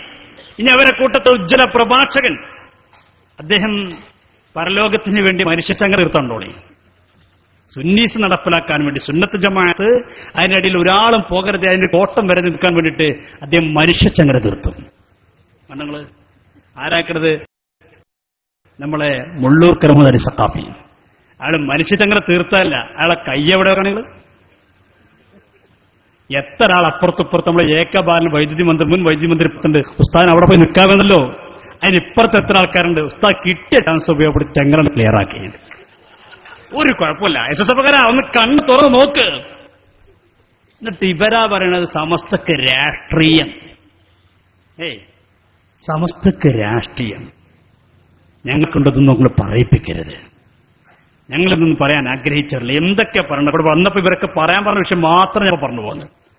എന്താ ഗുണ്ടാക്രമണോ? ഞാൻ ഈ അടുത്ത സ്ഥലത്ത് പ്രസംഗിക്കാൻ പോയപ്പോണ്ട് അവിടെ പള്ളിയിൽ എഴുതി വെച്ചിരിക്കുന്നു, അടുത്ത വെള്ളിയാഴ്ച മണ്ണാർക്കാട്ടെ ഷോതാക്കളെ പേര് ദിക്ർ ഹൽക്ക ഉണ്ടായിരിക്കുന്നതാണ്. മണ്ണാർക്കാട്ടെ ഷോതാക്കൾ ഷോതാക്കളുള്ളത് ഇവിടെ കുറച്ച് ഷോതാക്കളെ. ഇപ്പൊ 8 ഷോതാക്കളെ പട്ടികയാണ് എല്ലായിടത്തും. 8 ഷോതാക്കള്.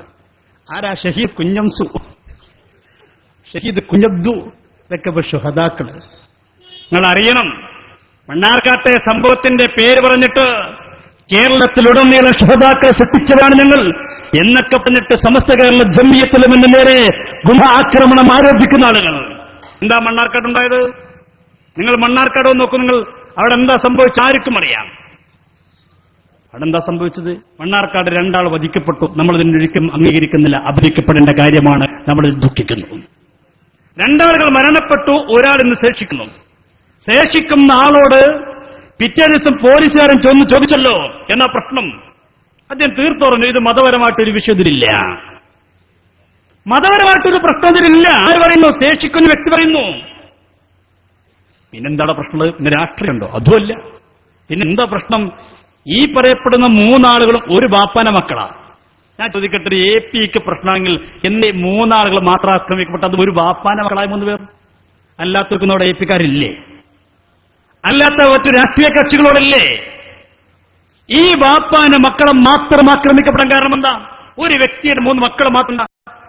അതിന് പ്രശ്നം എന്താ? മുമ്പ് നടന്നൊരു കൊലപാതകത്തിന്റെ, ഇപ്പോൾ കൊല ചെയ്യപ്പെട്ട 2 ആളുകൾ നിലവിൽ മുമ്പുണ്ടായിരുന്ന ഒരു കൊലക്കേസിലെ പ്രതികളാണ്. ആ വ്യക്തികളെയാണ് ഇപ്പോൾ അറസ്റ്റ് ചെയ്യപ്പെട്ട വ്യക്തികളുടെ ഉപ്പാനെയാണ് വർഷങ്ങൾക്ക് മുമ്പ് ഇവർ വന്നത്. അതിന്റെ ഒരു പ്രതികാര നടപടി അവർ ചെയ്തു. അതിന് നമ്മൾ അംഗീകരിക്കുന്നില്ല, വേറെ കാര്യം. അതിന്റെ പേരിൽ പിന്നെ ഇവരെ ഈ ശുഹദാക്കൾ എന്ന ആളുകളുടെ അവസ്ഥ കാര്യങ്ങൾ. ഒരാള് സ്വന്തം ഭാര്യയെ ബാത്റൂമിലിട്ട് പെട്രോൾ ഒഴിച്ച് ചുട്ടുകൊന്നാളാ ഇവർ ഷഹീദ്. നന്നായിട്ട് ദിക്ർ ഹൽക്ക നടത്താൻ പറ്റും, മക്ബറിയും ബുദ്ധിച്ചോടി. എന്നിട്ട് ഉസ്താദ് ഇത്രത്തോളം ഒരു രാഷ്ട്രീയക്കാരനെക്കാളും തരം താഴ്ന്ന രീതി അദ്ദേഹം മണ്ണാർക്കാട്ടെന്ന് ചെയ്തത്. മണ്ണാർക്കാട്ടെ ലോക്കൽ പോലീസ് സ്റ്റേഷനിൽ ചെന്നിട്ട് ഇയാൾ കുത്തിയിരിപ്പ് നടത്തി. ആര്? അഖിലേന്ത്യാ നേതാവ്. നമ്മളൊക്കെ ഇയാൾക്ക് വല്ല പിടിപാടുണ്ടെന്നാ. മണ്ണാർക്കാടൊക്കെ എന്ത് പ്രശ്നമുണ്ടായി ഞങ്ങളോട് രാഷ്ട്രീയ ഉപദേശം പോയിരിക്കാറില്ല. എന്നിട്ട് അഖിലേന്ത്യാ നേതാവ് വന്നിട്ട് മണ്ണാർക്കാട്ടെ പോലീസ് സ്റ്റേഷനിൽ ഇരിക്കുക. പിറ്റേ ദിവസം മനോരമ പത്രം റിപ്പോർട്ട് ചെയ്തു, മാധ്യമം റിപ്പോർട്ട് ചെയ്തു. കാരണം എനിക്ക് മനസ്സിലായത് വഷളത്തരം വേണ്ടിയിരുന്നില്ല എന്ന്. സിറാജ് പത്രം റിപ്പോർട്ടന്നെ ചെയ്യാം. ഉസ്താദ് പോയി കുത്തിയിരുന്നത് നിങ്ങൾ ആലോചിച്ച് നോക്കുന്നത്. എന്നിട്ട് പറയാ ഗുണ്ടാക്രമണം നടത്തി. ആരായി ഗുണ്ടാക്രമണം നടത്തി പറയുന്നത്? സ്വന്തം നേതാവിനെ, SSFന്റെ മുൻ സംസ്ഥാന പ്രസിഡന്റിനെ അവരുടെ പ്രകടനത്തിന് പിടിച്ചുകൊണ്ടുപോയി റൂമിലിട്ട് അടച്ചുപൂട്ടിയ ആളുകൾ. അവരാ പറയുന്നത് നമ്മളെ ഗുണ്ടാക്രമണത്തിന്റെ ആളുകളാണ്. നമുക്കറിയില്ലേ, പാവം താഹിർ സഖാഫി. നമുക്ക് അയാളെ കാര്യം ആലോചിക്കുമ്പോൾ വല്ലാത്ത ദുഃഖം തോന്നുന്നുണ്ട്. ആരാ താഹിർ സഖാഫി? നമുക്കറിയില്ലേ ആരായിരുന്നു താഹിർ സഖാഫി? ആ താഹിർ സഖാഫിയെ മലപ്പുറത്ത് വെച്ചുകൊണ്ട് എന്തേ ചെയ്തത്? ഇവരുടെ പ്രകടനം നടക്കുമ്പോ ആ പ്രകടനത്തിന് പിടിച്ചു വരിച്ചുകൊണ്ടുപോയി ക്രൂരമായി മർദ്ദിച്ചു, റൂമിലിട്ട് അടച്ചുപൂട്ടിയില്ലേ താഹിർ സഖാഫിയെ? ഇനി നമ്മൾ പറഞ്ഞിട്ട് വിശ്വാസമില്ലായിരിക്കണ്ട, ഇത് കൈരളി ചാനൽ തന്നെ റിപ്പോർട്ട് ചെയ്യട്ടെ. കൈരളി ചാനലാകുമ്പോൾ ഇവർക്ക് ഇഷ്ടാവുമല്ലോ, ഞാൻ സംശയത്തിന് അവകാശം ഉണ്ടാവില്ലല്ലോ. കൈരളി ചാനൽ എന്താണ് അവിടെ ഉണ്ടായെന്ന് തുറന്നു പറയുന്നത് കേട്ടോ. നിങ്ങൾ പറയട്ടെ. തിരുകേശത്തിന്റെ പേരിൽ കാന്തപുരം AP സുന്നിയിൽ തന്നെ കടുത്ത വിഭാഗീയത. തിരുകേശം വിവാദമാക്കിയെന്നാരോപിച്ച് AP സുന്നി യുവജന സംഘടനയായ SYSന്റെ മലപ്പുറം ജില്ലാ വൈസ് പ്രസിഡന്റും സംസ്ഥാന എക്സിക്യൂട്ടീവ് അംഗവുമായ KT താഹിർ കാഫിയെ മലപ്പുറത്ത് പട്ടണ റോഡിൽ പൂട്ടിയിട്ട് മർദ്ദിച്ചു. SYS മലപ്പുറം ജില്ലാ ആദർശ സമ്മേളനത്തിന്റെ പ്രകടനത്തിൽ പങ്കെടുക്കുകയാണ്. മുൻനിരയിൽ നിന്ന് താഹിർ സഖാഫിയെ ഒരു സംഘം SYS പ്രവർത്തകർ ബലമായി പിടിച്ചുകൊണ്ടുപോയി റൂമിൽ പൂട്ടിയിട്ട് മർദ്ദിച്ചത്. മൊബൈലിൽ വിവരമറിയിച്ചതിനെ തുടർന്ന് സുഹൃത്തുക്കളെത്തി താഹിറിനെ രക്ഷപ്പെടുത്തുകയായിരുന്നു. എന്താണ്? താഹിർ സഖാഫിയെ പ്രകടനത്തിന് പിടിച്ച് വലിച്ചുകൊണ്ടുപോയി ക്രൂരമായി മർദ്ദിച്ച് റൂമിലിട്ട് നേതാക്കന്മാർ അപ്പുറത്തിരുന്ന് പ്രസംഗിക്കുക. അപ്പുറത്ത് നേതാക്കന്മാരിയ്ക്കുന്നു. ഇന്നലകളിൽ എന്റെ SSFകാരാ നിനക്ക് ഊർജ്ജം നൽകി പ്രഭാഷണം നടത്തിയ നിന്റെ താഹിർ സഖാഫി പുറത്തുതാ റൂമിൽ കിടന്നുകൊണ്ട് പൊട്ടിപ്പൊട്ടിക്കരോ. നിങ്ങൾക്കാണോ ഇവിടെ സമാധാനം പറയാനുള്ള അവകാശം? ആരായിരുന്നു താഫി? ഒരു കാലത്ത് ഉസ്താദിന് വേണ്ടി വല്ലാത്ത വയല് പറഞ്ഞ ആളല്ലേ, പൊട്ടിപ്പൊട്ടിക്കരഞ്ഞുകൊണ്ട് വയല് പറഞ്ഞ ആളല്ലേ. എത്ര കറാമത്തിന്റെ കഥകളാ അദ്ദേഹം പറഞ്ഞത്, എത്ര കഥകളാ അദ്ദേഹം പറഞ്ഞൊരിക്കൽ ഒരാൾ റസൂലുള്ളാഹിയുടെ ഖബറിലേക്ക് പോയൊരു കഥ അദ്ദേഹം പറയുന്നുണ്ടല്ലോ. മുത്തുനബിന്റെ ഖബറിലേക്ക് ഒരാൾ ചെല്ലുകയാണ്. നബിയോട് പറയുന്നു, യാ റസൂലല്ലാഹ് ഖുദ് ബിയദീ ഖുദ് ബിയദീ ഖുദ് ബിയദീ. പുണ്യ നബിയെ എന്റെ കൈയൊന്ന് പിടിക്കുമോ യാ റസൂലല്ലാഹ്. ദൂരെ ദിക്കിന്ന് വരികയാണ് നബിയെ, ആ കൈയൊന്ന് തരുമോ യാ റസൂലല്ലാഹ്. അദ്ദേഹം പൊട്ടിക്കരഞ്ഞുപോയി. ആ തച്ചന്റെ സ്നേഹത്തിന്റെ മൂർധന്യ ദിശയിലെത്തിപ്പോട്ടപ്പോൾ അദ്ദേഹം കണ്ണെല്ലാം അടച്ചുകൊണ്ടാ പൊട്ടിക്കരഞ്ഞുകൊണ്ടിരിക്കുന്നത്. പെട്ടെന്ന് തന്റെ കയ്യിലേക്ക് ഒരു കയ്യിൽ നിൽക്കുകയാണ്. ആ കയ്യിലേക്ക് അമർത്തി പിടിക്കുകയാ. റസൂലുള്ളാഹിന്റെ ഖബറിങ്ങനെ കരഞ്ഞപ്പോ പെട്ടെന്നൊരു കൈ വന്നു, ആ കയ്യിലങ്ങ് മുറുക്ക പിടിച്ചു. പറയട്ടെ അദ്ദേഹം. മുഹമ്മദ് മാലിക് തങ്ങളുടെ പ്രിയപ്പെട്ട മകൻ അഹ്മദ് മാലിക് തങ്ങൾ ഈ കഴിഞ്ഞ റമളാനിനോടൊരു കഥ പറഞ്ഞു. എന്താണ് ഖൈറിനറിവ്? എന്റെ കൂടെ സ്മാരപ്പെട്ട ഇടപ്പള്ളി ഉസ്താദുണ്ടോ, അതുപോലുള്ള പ്രഗത്ഭരായ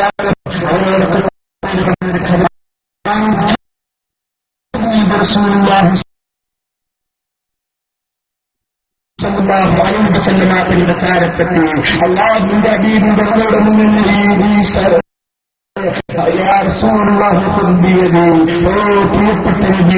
അവന്റെ കൈപിടിച്ചാലും എന്റെ കൈപിടിച്ചാലും എന്ന് ഞാൻ പറയുമ്പോ എന്റെ മനസ്സിലേക്ക് കടന്നു വരുന്ന ബഹുമാനപ്പെട്ട അഹ്മദ് റളിയല്ലാഹു മഹാനായ റളിയല്ലാഹു എന്നിവരുടെ പ്രഗത്ഭരായ ആളുകൾ ഹബീബിനോട് കിറാത്ത് കൈപ്പെട്ടപ്പോൾ അല്ലാഹുവിന്റെ ഹബീബിനെ വന്ന് കൈവച്ചിട്ടുണ്ടല്ലോ, അതുപോലെ എനിക്കും കൈ തരുവാനുള്ള അല്ലാഹുവിന്റെ ഹബീബിന് കഴിയുമല്ലോ.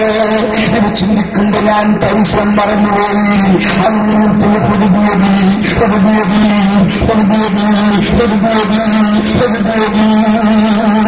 എന്ന് പറഞ്ഞ് ഞാനിങ്ങനെ മണിക്കൂറുകളോളം കരഞ്ഞുകൊണ്ടിരുന്നു. അവസാനം ഞാനൊരു പ്രത്യേക നശനിലെത്തിയപ്പോ അതാ എന്റെ കയ്യൊരു കയ്യിൽ വന്ന് നിൽക്കുന്നു. എന്ത് ഞാനങ്ങനെ പൊട്ടി കരഞ്ഞൊരു പ്രത്യേക ലഹരിലെത്തിയപ്പോ എൻ കയ്യിലതാ ഒരു കൈ വന്നു നിൽക്കുന്നു. ഞാൻ കണ്ടടച്ച കൈയൊന്ന് മുറുക്കി പിടിച്ചുപോയി. എന്നിട്ടെന്റെ കണ്ണ് തുറന്നു നോക്കുമ്പോ സംഭവം പോയി. ആ കയ്യായിരുന്നു പിടിച്ച് തുറന്നു നോക്കിയതാ മുത്തുനബിന്റെ. നോക്കുമ്പോ ആരാ? മുത്തുനബി പ്രതിനിധിയായിട്ട് വേറെ ആളെ പറഞ്ഞിരിക്കുക. ആരെ? നമ്മുടെ കാന്തപുരം ഉസ്താദിനെ. കേട്ടോളൂ. ഞാൻ കണ്ണുകൊണ്ടിയാക്കി അകത്ത് പിടിച്ചെന്റെ പറഞ്ഞു അതൊക്കെ കഴിയാൻ കണ്ണു തുറന്നു നോക്കുമ്പോ എന്റെ കയ്യേക്ക് വെച്ചിരിക്കുന്ന കയ്യ് എന്റെ നേതാവ് ഹബീബ് റസൂലുള്ളാഹി സ്വല്ലല്ലാഹു അലൈഹി വസല്ലം മാറ്റങ്ങൾ പ്രതിനിധിയായി എന്റെ കയ്യിലേക്ക് നൽകിയിരിക്കുന്ന കയ്യ് ഷെയ്ഖ് അബൂബക്കർ ബിൻ അഹ്മദിന്റെ കയ്യായിരുന്നു. കണ്ടോ? ആരായിരുന്നു? ഷെയ്ഖ് അബൂബക്കർ ബിൻ അഹ്മദിന്റെ കയ്യായിരുന്നു. നിങ്ങൾ ആലോചിച്ച് എത്ര ഇല്ലാ കഥകൾ പറഞ്ഞു. ഉസ്താദിന്റെ എത്തിയിട്ട് കണ്ണും ചിമ്പിയിട്ട് 3 മുടിന്റെ അവിടെ, ഒന്ന് തലമുടി, താടിമുടി, കൈമുടി. എന്നിട്ട് പറഞ്ഞെന്താ? വല്ലാത്ത സന്തോഷം തന്നെ, 3 മുടി കിട്ടിയിട്ടുണ്ട്. ആ കാഫിക്കതാ മലപ്പുറത്ത് വെച്ചുകൊണ്ട് തലമക്കും ഒന്ന് കിട്ടി, താടിക്കും കിട്ടി, കൈയിനും കിട്ടി. അദ്ദേഹത്തിന്റെ കാര്യം ആലോചിക്കുമ്പോ വല്ലാത്ത ദുഃഖം തന്നെ.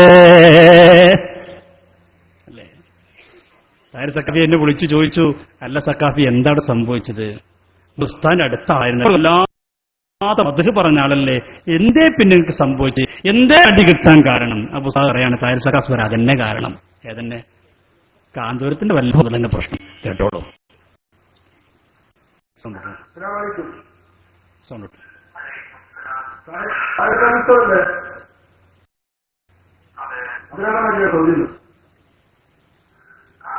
എന്തൊക്കെ പറഞ്ഞിട്ട് പറയുന്നു?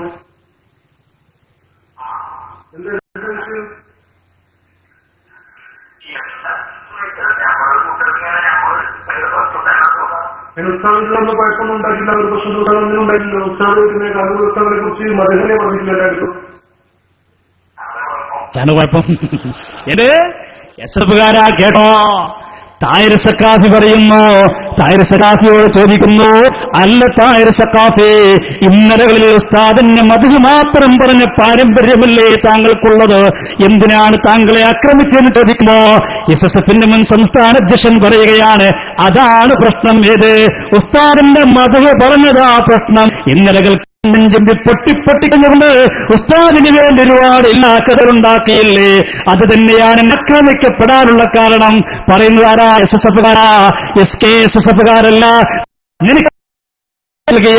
നിന്റെ സംസ്ഥാന അധ്യക്ഷനില്ലേ? ഇപ്പോഴും മലപ്പുറം ജില്ലയുടെ SYSന്റെ അധ്യക്ഷനില്ലേ? താരിഖ് സഖാഫി മുൻപേര് പറയുന്നു, അതാണ് പ്രശ്നം. പറട്ടെ, എന്താ സംഭവിക്കാറുണ്ട് എനിക്കില്ല. കാരണം പ്രവർത്തിക്കണ്ടേ തന്നെയുള്ളൂ. എന്താ ചെയ്തത്? കൂട്ടുകയായിരുന്നു. കൂട്ടമായി ബന്ധപ്പെട്ട ആളില്ല, ചോദിക്കാൻ പറയുന്ന ആളില്ല.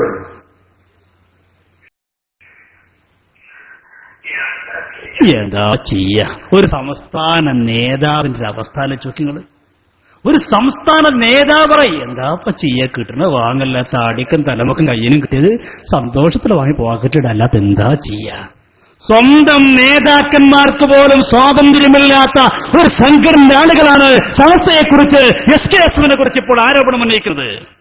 പറയട്ടെ അദ്ദേഹം. അല്ല, ഉസ്താദ് നമ്മൾ അറിയപ്പെട്ട ഒരു വലിയ പണ്ഡിതൻ. അപ്പം അവർ ഉസ്താദിന്റെ ഇതിന്റെ ശരിക്കുമാറുണ്ടാവില്ലേ? അവരൊക്കെ അറിയുന്നില്ലല്ലോ. പിന്നെ പ്രശ്നങ്ങളൊക്കെ രക്ഷ നടക്കാനൊക്കെ ഞാൻ പറയുന്നത്. എങ്ങനെയെങ്കിലും സംഭവം എന്താണ് ഒരാളെ ശിക്ഷിക്കുമ്പോൾ കാരണം അറിയേണ്ടത്.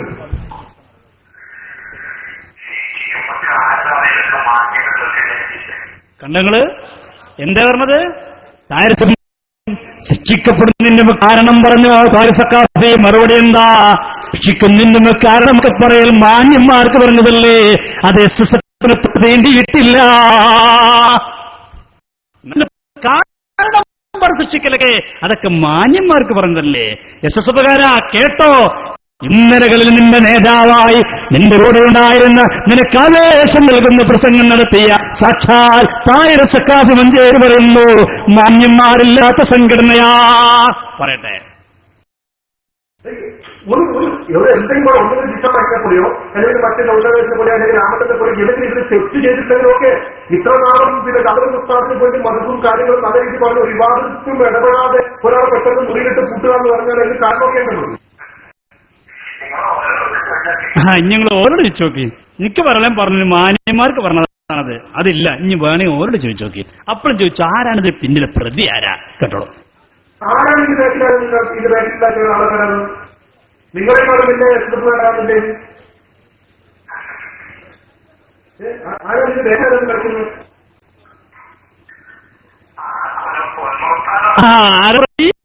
നിങ്ങൾ പൊന്നസ്ഥാനോട് ചോദിച്ചോളീ.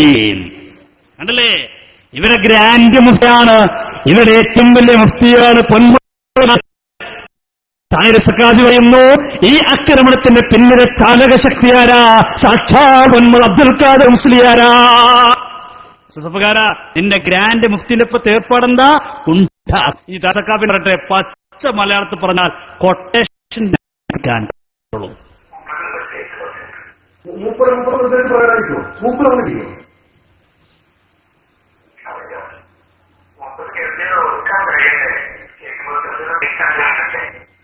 ഈ ഇത് തടയുന്നതൊരു കാരണം ഒരാളെ തടയുമ്പോൾ അവിടെ പോകണ്ട അവർ കണ്ട മറ്റു പൂട്ടുന്ന ഒരു മുറിയിൽ പൂട്ടുന്നു ഒരു കാരണം പറയുന്നത് ഒരു കാരണം പറയുന്നത്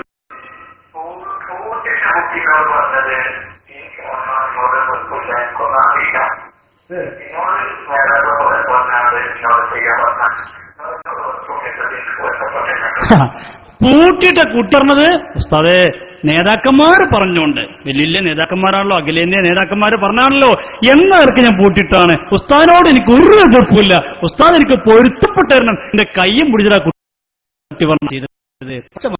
പറഞ്ഞ എന്തായാലും പറയാ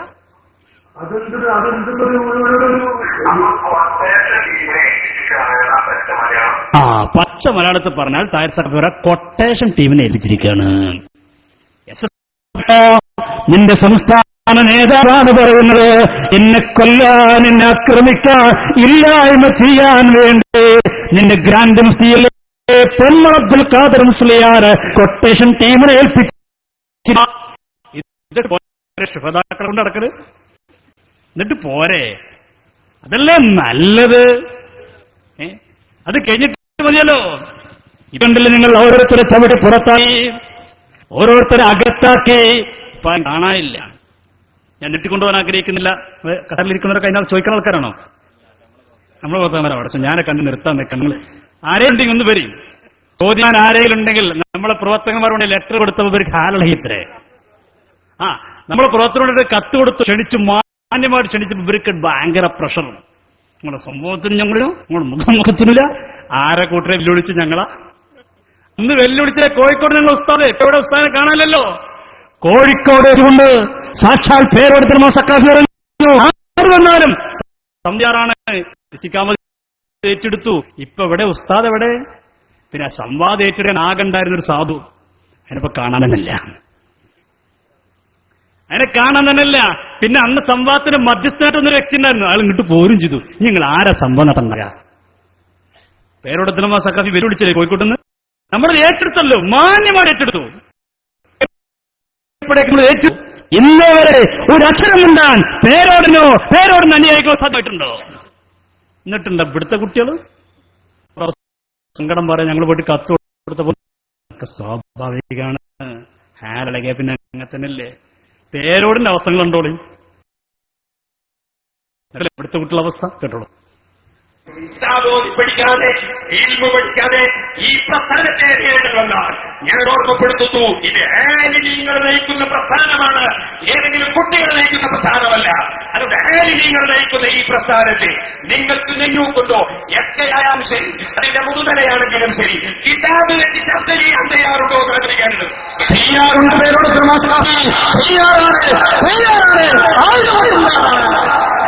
അതിന് നിങ്ങൾ പറഞ്ഞ ആലിമ്യങ്ങളുണ്ട്.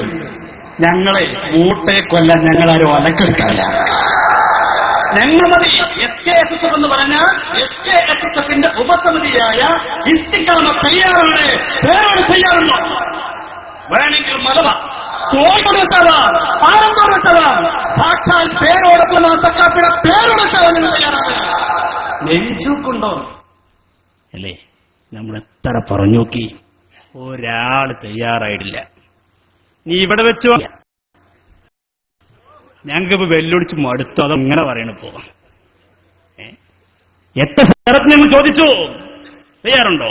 ഞങ്ങൾ ഓക്കെ, പക്ഷെ മുടിയെക്കുറിച്ചായിരിക്കും വരാൻ നിൽക്കണ്ട.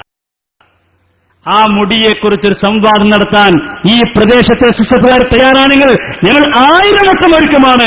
തയ്യാറുണ്ടോ? അത് വേട്ടം മലപ്പുറത്ത് വെച്ചുകൊണ്ട് വന്നൊരു സാധു മുഖാമത്തിൽ സംശയം ചോദിക്കാൻ, പിന്നീട് അറിഞ്ഞത് പൊന്മളുടെ സ്വന്തക്കാരനാണ്, കുടുംബക്കാരനാണ്. ആ CD നിങ്ങൾക്ക് ഇവിടെ ലഭ്യമാണ്.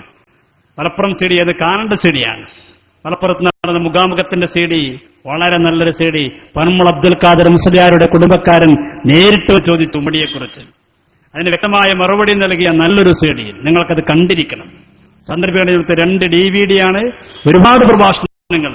ബഹുമാന ഇസ്മാൽ സഖാഫി, ബഹുമാനപ്പെട്ട അബ്ദുൽ ഹമീദ് ഫിസ്യമ്പരക്കടവ്, ബഹുമാന ഞാമളി ഉസ്താദ്, ബഹുമാനപ്പെട്ട MT അബൂബക്കർദാരിയുടെ വിഷയാവതരണം, ഈ ക്ലിപ്പിംഗ് സഹിതമുള്ള വിഷയാവതരണങ്ങൾ, അതോടൊപ്പം തന്നെ അവരുടെ സംശയങ്ങൾക്ക് ചോദ്യങ്ങൾക്കുള്ള മറുപടിയൊക്കെ ഉൾക്കൊള്ളുന്ന നല്ലൊരു CD നിങ്ങളൊന്ന് കണ്ടിരിക്കുന്നത് നന്നായിരിക്കുമെന്ന്.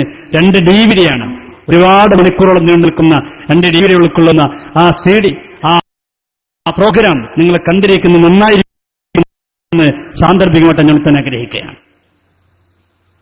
എന്റെ പ്രിയപ്പെട്ടവർ, നിങ്ങൾ ആലോചിക്കുക, ഇപ്പൊ എന്താ ഈ അവസ്ഥ? ആരെങ്കിലും കിട്ടും മറുപടിക്കാരാ വരുന്നത്? വന്നവർ തന്നെ മുടിയെക്കുറിച്ച് വല്ലതും ഉണ്ടോ? ഇപ്പൊ കണ്ടല്ലേ, ഈ മുടിക്ക് വേണ്ടിയും മുടിപ്പള്ളിക്ക് വേണ്ടിയും ഈ മുടിപ്പള്ളിക്ക് ഏറെ ശ്രദ്ധിച്ചിരുന്ന ആളാണല്ലോ പത്തപ്പിരിയൻ സഖാഫി. ഇന്ന് എവിടെ അദ്ദേഹം? എവിടെ പത്തപ്പിരിയൻ സഖാഫി? കാണാനില്ലല്ലോ. പത്തപ്പിരിയൻ സഖാഫി എവിടെ? പത്തപ്പിരിയൻ സഖാഫി വരും നമ്മുടെ നാട്ടിലേക്ക് വിളിച്ചാൽ 2 ഡിമാൻഡ് പ്രകാരമാണെങ്കിൽ. എന്താ 2 ഡിമാൻഡ്? ഒന്ന് SKS മറുപടി പറയാൻ വരൂല, 2 മുടിയെക്കുറിച്ച് മിണ്ടൂല. പിന്നെന്തിനാ വരുന്നത്? അത് പറയാൻ എന്നെ ക്യൂലാണ്. ആര് പറയുന്നു? പത്തപ്പിരിയൻ സഖാഫി. ഏത് പത്തപ്പിരിയൻ സഖാഫി എന്ന് മനസ്സിലാക്കണം. ഇന്നലകളിൽ ഈ മുടിക്ക് വേണ്ടി ഏറെ ശബ്ദിച്ചിരുന്ന, മുടിപ്പള്ളിക്ക് വേണ്ടി എന്തും പറയാൻ, എന്തും ന്യായീകരിക്കാൻ തയ്യാറായിരുന്ന പാവം പത്തപ്പിരിയത്തുകാരൻ അബ്ദുൾ റഷീദ് സഖാഫി. ഓർമ്മല്ലേ അദ്ദേഹത്തിന്റെ ഇന്നലകളിലെ പ്രഭാഷണങ്ങൾ?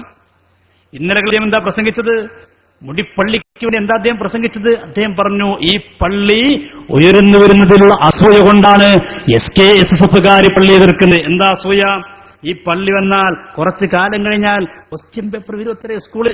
എന്താ ചോദ്യം? ഇന്ത്യയിൽ ഏറ്റവും വലിയ പള്ളി നിർമ്മിച്ചതാരാ? അറിയിട്ടുണ്ടോ? അൽഹംദുലില്ലാഹ്. ചോദിക്കൽക്കാരന് ഒന്നോട് കസരണ്ടോ നിന്നിട്ട് കൊടുക്കുക.